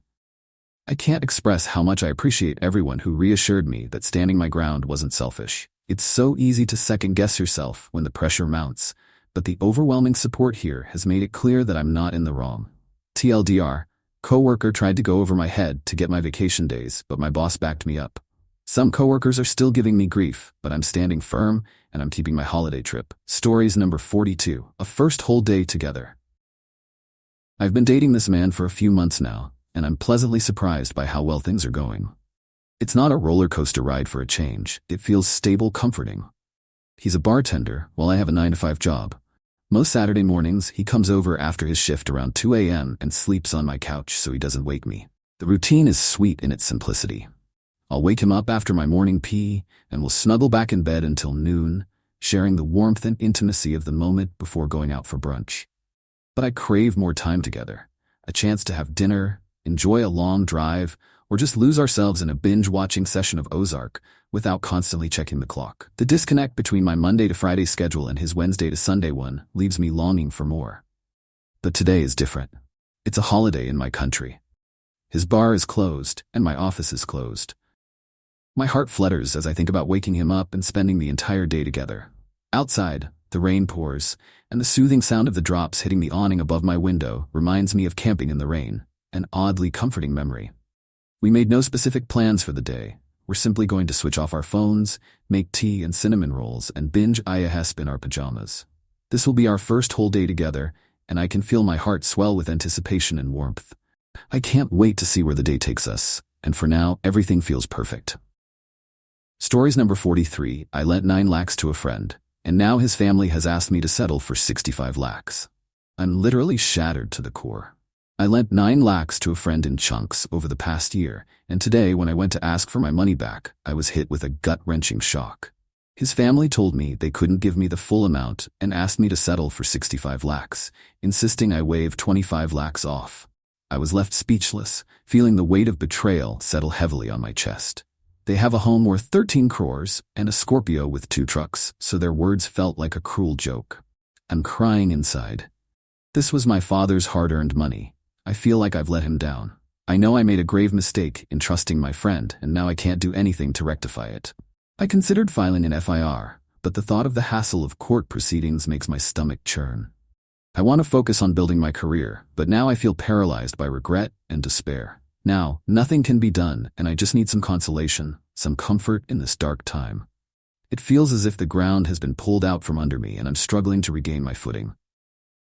Stories number 44. What else can I do to help my family? I feel so helpless right now. What else can I do to help my family? For some context, I no longer live with my parents, but they're still in that same 3-bedroom apartment, and it's getting harder for them to manage. My mom recently started working at a restaurant, and the stress is really wearing her down. She's never had to deal with that kind of environment before, but it's the only option she has right now. It breaks my heart because I know how much she's struggling, and I just want to take all that weight off her shoulders. My dad works too, but honestly, He doesn't contribute much to the household, and that frustrates me beyond words. My older brother, who's 24, has a decent job, but last month he decided not to pitch in for the rent just because he didn't feel like it. Are you kidding me? I spent hundreds of dollars helping out with bills, and he just opted out. It makes me so mad I could scream. Then there are my younger siblings, 14 and 17, who don't work yet. They're kids, so, of course, they're not bringing in any income. But the pressure on my mom is immense, and it feels like I'm the only one who truly sees it. Not even my dad, her husband, seems to be worried about her the way I am. I know she's drowning, and I'm standing here with my hands tied, watching her sink deeper into the stress. Financially, my mom is treading water. She's got one credit card that she's been careful about, always paying it on time, but it's like she's walking on a tightrope. She's debt-free, thank God, but she barely makes enough to cover rent, utilities, and all the other stuff that piles up every month. She told me recently that she's planning to divorce my dad because he's barely lifting a finger to help her anymore. And for other reasons that just make me so angry I can hardly see straight. It's his job, his responsibility to take care of his family. And yet, here she is, holding everything together by herself. She only started working to support my siblings, who are also his children. How can he just stand by and watch her struggle like this? I feel so powerless. I want to do more, but I don't know what else I can do. I'm already helping as much as I can financially, but it doesn't feel like enough. How can I make things easier for her when it feels like everyone else is just not stepping up? What else can I do to help her? Stories number 45. Boyfriend doesn't understand that I look the way I do because I diet. My boyfriend is honestly the most wonderful, caring, and loving man I could ever ask for, so please don't take this as me being angry or negative about him. It's more like this small rant I keep replaying in my head, and I don't know how to let it go. I've struggled with food before, and overcoming anorexia was one of the hardest battles of my life. I've come a long way from where I used to be, and for me, recovered means that I eat enough to function, and I allow myself to go out to eat a couple of times a month. I know it's not what everyone might consider a fully healthy relationship with food, but it's so much better than where I was, and I'm genuinely proud of how far I've come. But here's the thing. My boyfriend gets really worried when I stress about calories or obsess over certain ingredients in the recipes he makes. I try so hard not to do it, but it's like second nature to me after all those years of battling my eating disorder. Sometimes I don't even realize I'm doing it until he gives me that concerned look. He just wants me to feel free to eat anything without worry. And I love that about him. I really do. But the issue is that he's constantly telling me how beautiful I am, how he thinks I'm the most gorgeous woman he's ever seen, and how much he adores my body. And while I appreciate those compliments, every time he says it, this nagging thought pops up in my mind. He only loves how I look because I stick to such strict food rules. I wouldn't look like this if I didn't count calories. If I let go of my restrictions, would he still feel the same? It's like this constant tug of war in my head that I can't shake. Lately he's been cooking for me more, and it's so sweet. But it's also added more stress because I don't know how to tell him any of this. I'm so torn between wanting to be that carefree person he wishes I could be, and knowing deep down that I want to stay skinny and healthy in my own way. It feels like I'm walking a tightrope between wanting to be perfect for him and fighting to stay in control of my body. I know this all sounds crazy, but it's been gnawing at me for a while. I love him so much, but I don't know how to bridge this gap between us when it comes to food and my body. It's exhausting. I just wish I could find that balance between being happy with myself and not worrying if I'm letting him down. Stories number 46. Am I crazy? I have a strange one, and honestly, I'm desperate for advice. I feel like my mind is spiraling, and I don't know if I'm being overly paranoid or if my gut is trying to tell me something. My husband and I have a very close-knit family. Some might say too close. No, I'm not talking about anything weird, but like exes still come to family events, and siblings have dated the same people who are now just part of the family. It's a whole thing. Half the people we consider family aren't even blood relatives. But I've always liked that. You get to choose your family, you know? But that's not the reason I'm freaking out. So my husband once dated his best friend. And I've always known this. I've always tried to be cool about it, and I've never let it become his problem, even though, if I'm being honest, it's been hard for me sometimes. I mean, I'm human. I have my insecurities, but I've never told him to stop hanging out with her. I've never even made a face when they go for drives to chat and smoke. I've let it be. But now something feels off, like really off. And I can't shake this uneasy feeling. His girl best friend recently confided in me that she's been trying to have a baby, especially now that she's taking a break from my brother-in-law. And here's where it gets tricky. I have this gut-wrenching suspicion, this icky feeling that she's gearing up to ask my husband to help her with this baby thing. It sounds wild, right? But I can't shake it. I don't think anything is happening behind my back, and I don't suspect my husband of cheating at all. He's never been that kind of guy. But I'm terrified. I'm so afraid she's about to drop this bomb on us and ask if he'll be the father of her child. And to be honest, I think he might actually say yes, because he's got such a big heart, and she's been wanting this for over a decade now. And here's where I'm spiraling. On the one hand, technically, sperm donation isn't a big deal, right? But on the other hand, I know that if he did this, he'd want to be involved. He'd want to help care for this child.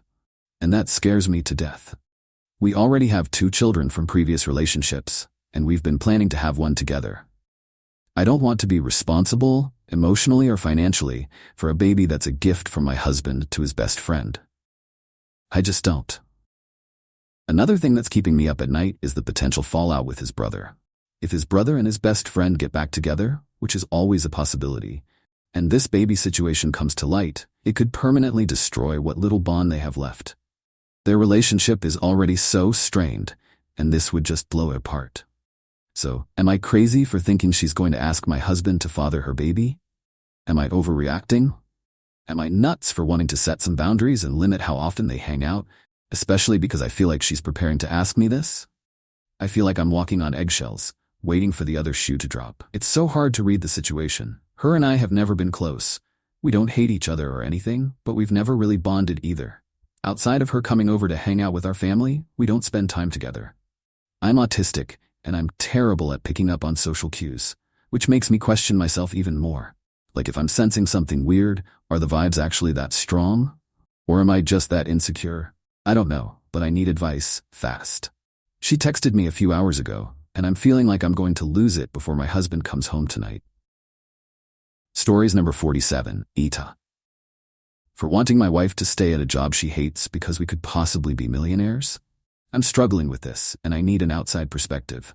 Me, 30M, and my wife, 30F, have always been lower middle class, always scraping by, but we've built a decent life. We have a great son, and we're lucky enough to own a home, but we've always dreamed of more. More security, more freedom, the ability to actually do the things we want to do without worrying about every little expense. Right now, I make okay money, but it's barely enough to keep us afloat where we are. My wife, she's not happy. She hates her job in customer service. Every day she comes home drained, and I know she's miserable dealing with the constant calls and customers. She's been talking about quitting for a while, and today she finally put in her 2 weeks' notice. I knew it was coming, and I get why. She's talked about how much she hates it and how it's not what she wants. The thing is, she doesn't really know what she does want yet, and that's what worries me. Here's the kicker, though. When she told her company she was quitting, they made a crazy offer, 1,000 shares of the company to stay another year, with the potential to earn 2,000 more if she sticks around for 5 years.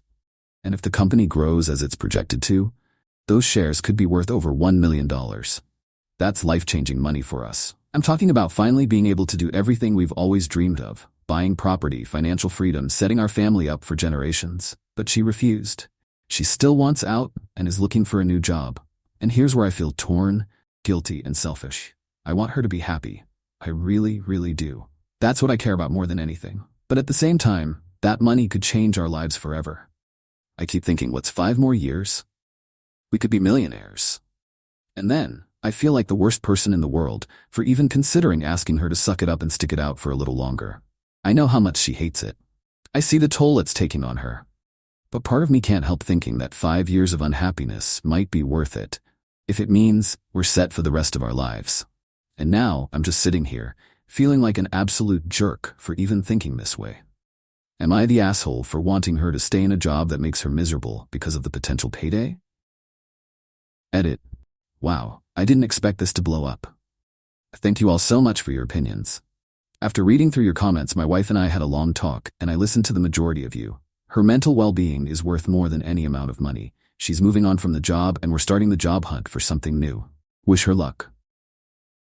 Stories number 48. My mom, 55, said I, 33F, was failing as a son and wife because I didn't finish the laundry. Did I overreact? I don't know if I overreacted, but my emotions were all over the place. For context, I'm a 33-year-old stay-at-home mom with unmedicated ADHD, which causes me serious executive dysfunction. At the same time, I'm deeply anxious about clutter and messes, a direct result of my mom's authoritarian strictness when I was growing up. She was relentless about keeping the house spotless, so much so that if she found anything out of place, she'd wake me up in the middle of the night to clean. Now, I clean my house every night before bed, top to bottom, because I still feel like that kid who might be woken up for leaving a mess. I work hard. I cook, I clean, I take care of our home, and I homeschool our 2 young boys, both of whom are autistic, 3 and 6. It's a lot to manage, and with my ADHD, my biggest challenge is laundry. I'll wash, dry, and set aside clean clothes in baskets, but I struggle to fold them. Sometimes they sit like that for weeks. Other than this, though, I keep our home very tidy. Recently, I've been sick for 2 weeks, and while the house was a little messier than usual, it still just looked lived in. My mom came over unannounced, as she often does, and while she was watching my husband fold a basket of laundry, she dropped a bomb.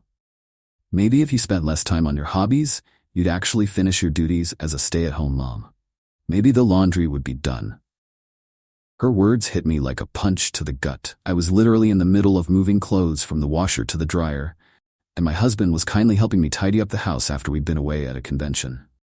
I couldn't believe she said that. I snapped and asked, "So I'm supposed to only do things that stress me out and ignore my hobbies?"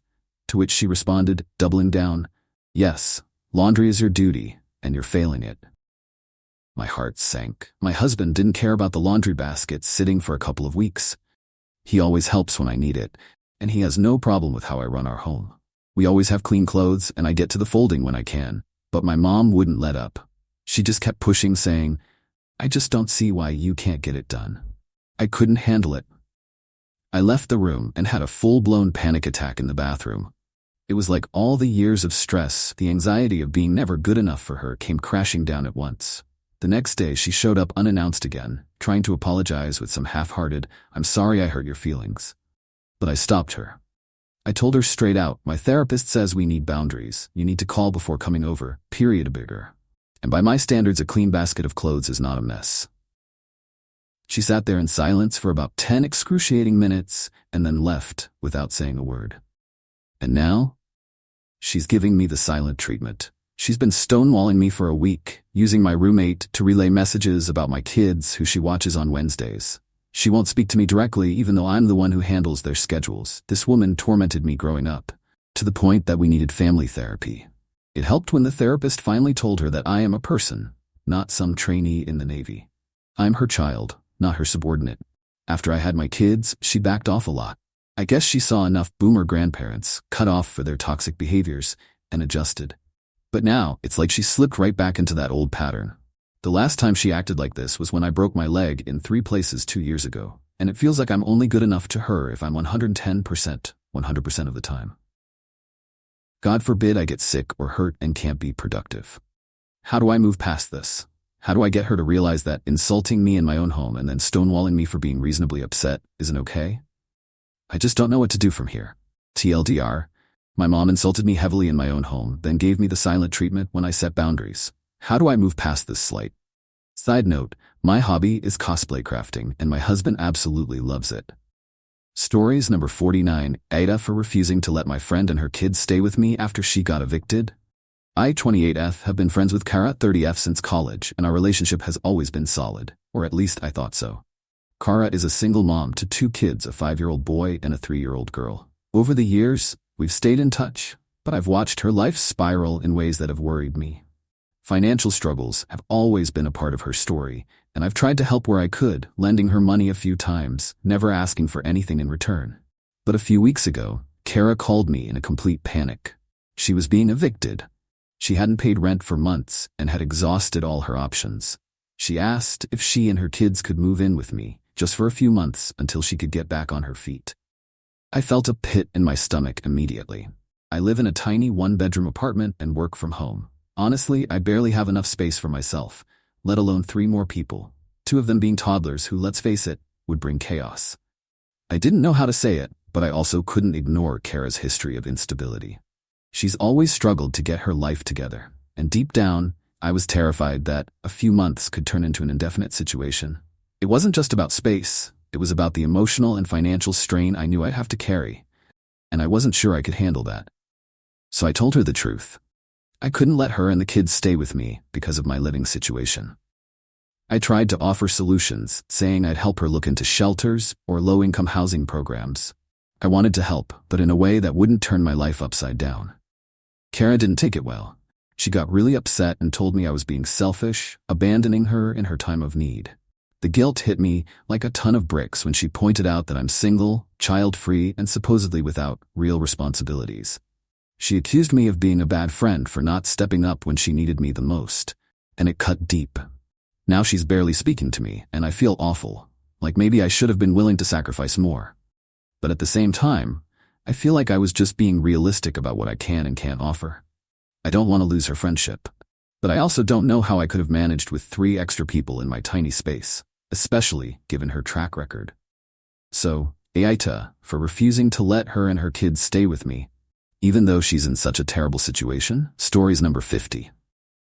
Why am I scared to tell my wife this? On the outside, my wife and I have what seems like a very conventional marriage. We've been married for 15 years, we have great kids, stable jobs, and we're active in our community. But behind closed doors, our relationship has been open for nearly a decade. It started after the birth of our child. She needed to feel attractive again, and my attention just wasn't enough. So we set a few rules. It had to happen out of town, no emotional attachments, and always with condoms, nothing to be brought back home. Things have worked out well. She's had some wild adventures, and in the beginning, I did too. But over time, something shifted for me. My wife has no problem finding partners. She's beautiful, curvy, with a smile that lights up the room. Honestly, who wouldn't want a no-strings-attached night with her? But for me, finding those same connections got harder as I got older, and I started feeling like maybe this whole thing wasn't really for me anymore. Then this past summer, while working out of town, I tried something different. I'd been working out and was in great shape, so I decided to visit a gay bar. Something clicked. To be honest, picking up men for a one-night stand turned out to be surprisingly easy. So, now, whenever I'm out of town, which happens a lot, I exclusively sleep with men. I've explored both being a top and a bottom, and it feels like this side of me is blossoming the more I embrace it. I've even dabbled in cross-dressing and being more effeminate, which is a side I never show with her. Only with men. Here's the thing. My wife and I have always been so open with each other, brutally honest even. We've shared the dirtiest details of our experiences with strangers, including all the threesomes she's been in, yet I'm terrified to tell her this. It's not that I think she'd be upset. She's had her own intimate encounters with women. But there's something about this, about telling her I'm now intimate with men, that absolutely terrifies me. Am I just being a coward? Why is this the one thing I can't bring myself to share? Maybe part of me feels shame because I came to this out of a place of desperation, even though now I genuinely enjoy it. Or maybe it's because when I'm with men, I often imagine myself as her while doing it, and that adds a whole new layer of complexity. I don't know. I'm not sure if I'm more afraid of how she'll react or of what this means for me. Stories number 51. Ex's wife called and says he's divorcing her for me. So today I, 31F, got a call from an unknown number. I didn't pick up, so the person texted me, saying she was my ex's wife. His wife. I was completely caught off guard. She asked if we could speak on the phone instead of texting, and feeling uneasy but curious, I agreed. Let's call her Brooklyn, and my ex, Jason. Brooklyn started talking, her voice shaky, telling me she needed me to hear her out because things were serious. I could feel my heart beating faster as she spoke. She said that Jason, my ex from over 12 years ago, has apparently never gotten over me. I was stunned. Like what? She explained how this has been a huge issue in their marriage, to the point that they even went to counseling, but it didn't seem to help. Then she dropped a bombshell. Jason still loves me. I sat there, completely flabbergasted. We dated when I was 19, 2 months, that's it. It was such a fleeting, insignificant relationship. But Brooklyn, she was crying, telling me she's always felt like she was the other woman in her own marriage because of me. I had to reassure her. I told her I don't have any feelings for Jason and never did. He helped out when I was pregnant, but only as a friend. I moved on, I married someone else, and I hadn't thought of Jason in years. But she just kept going, explaining how Jason has been cyberstalking me. Stalking me. He apparently watches everything I do on social media. And, get this, he's planning to ask me out to dinner. I felt sick, scared. I cut the call short because I couldn't handle hearing anymore. My mind was racing. He seriously thinks I'd date him after all these years? And the fact that he's stalking me online makes me feel so unsafe. I don't even know what to do. If I block him now, what's he gonna do? How far will he take this obsession? To make it worse, I'm terrified of telling my husband. He already has suspicions about Jason, and I know he'll think I somehow led him on. I didn't. I swear I didn't. I don't know what to do with this information. I feel trapped in this strange, unsettling situation, and I'm really scared. Stories number 52. Aita for telling my daughter I love my wife and my other daughters more than her. Back when my youngest daughter, Evelyn, was 20, she got pregnant by her boyfriend, Mike. It wasn't the timing we had hoped for. She was still in med school, but we were excited about having a grandchild, even if the circumstances weren't ideal. Evelyn never talked about abortion or adoption. She went through the pregnancy and gave birth without a hitch. But then, everything started to change. A few months after our grandson was born, she completely checked out. She stopped taking care of him, leaving my wife and her sisters to do everything. She quit breastfeeding, didn't change him, didn't bathe him, nothing. Instead, she and Mike kept going on dates, pretending like their son didn't even exist. The breaking point came when Evelyn had a heated conversation with my wife. Evelyn confessed she never wanted to be a mom, especially not so young. My wife snapped back, telling her that if she didn't want a baby, she shouldn't have had unprotected bliss. Making love, she made the choice, and now she had to live with it. Things escalated quickly, and Evelyn, in a fit of frustration, said she might as well leave with Mike and start over. My wife, furious, told her if she walked out and abandoned her child, she wouldn't be her daughter anymore. And that's exactly what happened. Evelyn left our house, stopped answering our calls, our texts. She disappeared. She abandoned her son. My wife and daughters were devastated, but they moved on, fast. We filed the legal reports, and after some time, my eldest daughter, Olga, and her husband adopted my grandson. It's been 15 years since Evelyn walked out, and in my wife's eyes, she doesn't even exist anymore. There are no photos of her in our house, no mention of her except in anger or disappointment. She's become a ghost in our family. My relationship with Evelyn, though, is different. We've reconnected, and while my wife and other daughters don't care as long as I don't bring her around, it's strained. Evelyn finished her PhD, got married to Mike, and is now doing well. She has her own practice. But when we started talking again, she'd ask about my wife, hoping she still cared. I never lied. I told her my wife had no interest in reconnecting. She even offered to pay for my wife's surgery when she heard about it, but I declined, knowing my wife would never accept it. She's been excluded from everything: family gatherings, birthdays, celebrations. It's like she's not part of the family anymore. Last night, everything came crashing down. She showed up at our house unannounced, and my wife was the one to answer the door. Evelyn tried to hug her, but my wife pushed her away, coldly telling her to leave. Evelyn broke down, sobbing, saying she was so lonely and just wanted forgiveness. My wife, calm but firm, said she was forgiven, but that she would never be welcomed back into our family. After my wife left, I tried to comfort Evelyn, but I told her she needed to go. I explained that she knew how her mother and sisters felt, and I wasn't going to let her disrupt their sense of peace. I made it clear that if she overstepped like this again, our relationship would be over. She started crying, asking if she even mattered to me anymore. I told her that while she did, I couldn't love her more than the people who stayed when things got hard. She left in tears and texted me later just to say she got home safe. We haven't spoken since, and I can't shake this feeling of guilt. I feel like a complete ass, but at the same time, she overstepped everyone's boundaries. Mine, my wife's, and my other daughters. Still, am I wrong for saying what I said? Aita? Stories number 53. My dad took me to the fair after giving me a black eye. For this next trick, I need a volunteer. The magician's voice boomed across the stage. Most of the kids shot their hands up eagerly, laughing and bouncing in their seats. But not me. I shrank in my chair, hoping he wouldn't notice me. Didn't want to stand up there, under the lights with a black eye for everyone to stare at. How about you? His fingers sliced through the crowd and landed on me. I froze. Me? I glanced to my sides, hoping maybe he meant someone else. Yes, you. He confirmed with a smile that felt like it was burning through me. I turned slowly toward my dad, the man who had given me the black eye, the man who had dragged me to the fair, like it would somehow erase what had happened last night. Don't be a wuss, my dad grumbled under his breath. Get up there. My stomach twisted into knots, but the magician's assistant was already walking toward me, her arms sliding gently over my shoulders as if she didn't see the bruise at all. She led me to the stage where the magician stood next to a tall, ominous black box. What's your name? He asked, leaning down toward me. Ethan, I whispered, barely audible, my voice trembling. I wished I could disappear right then and there. Please step inside the magic box, Ethan, the magician continued, and his assistant opened the door, waving me in. I hesitated for a moment, but then I stepped inside, feeling the darkness swallow me whole. I will now make Ethan disappear. The magician's voice boomed, but all I could think was, I wish I could disappear for real. Please, just make me vanish. Are you ready to disappear, Ethan? The magician whispered through the walls of the box. Yeah, I muttered, but inside, I was screaming. Yes, make me disappear. Abracadabra, the magician shouted, and suddenly my whole world spun. The darkness pressed in, and for a moment, I thought I might faint, but then it passed as quickly as it had come. The door opened again, and the crowd started clapping. I stepped out, blinking, confused. I don't think it worked, I whispered, heart still pounding. I didn't disappear. The magician just smiled and swept his hand toward the audience. Are you sure about that? I followed his gaze, expecting to see the same crowd, the same faces, but instead I saw her. My mom Miriam. My heart stopped. My legs wobbled beneath me.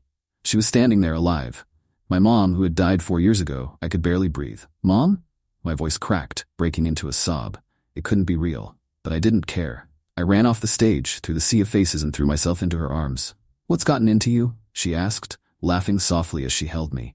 Nothing, I said, tears spilling down my face. I just missed you. You were only in the box for a few minutes, she smiled, brushing my hair back. I know. My voice trembled as I clung to her, but it felt like years. In another dimension,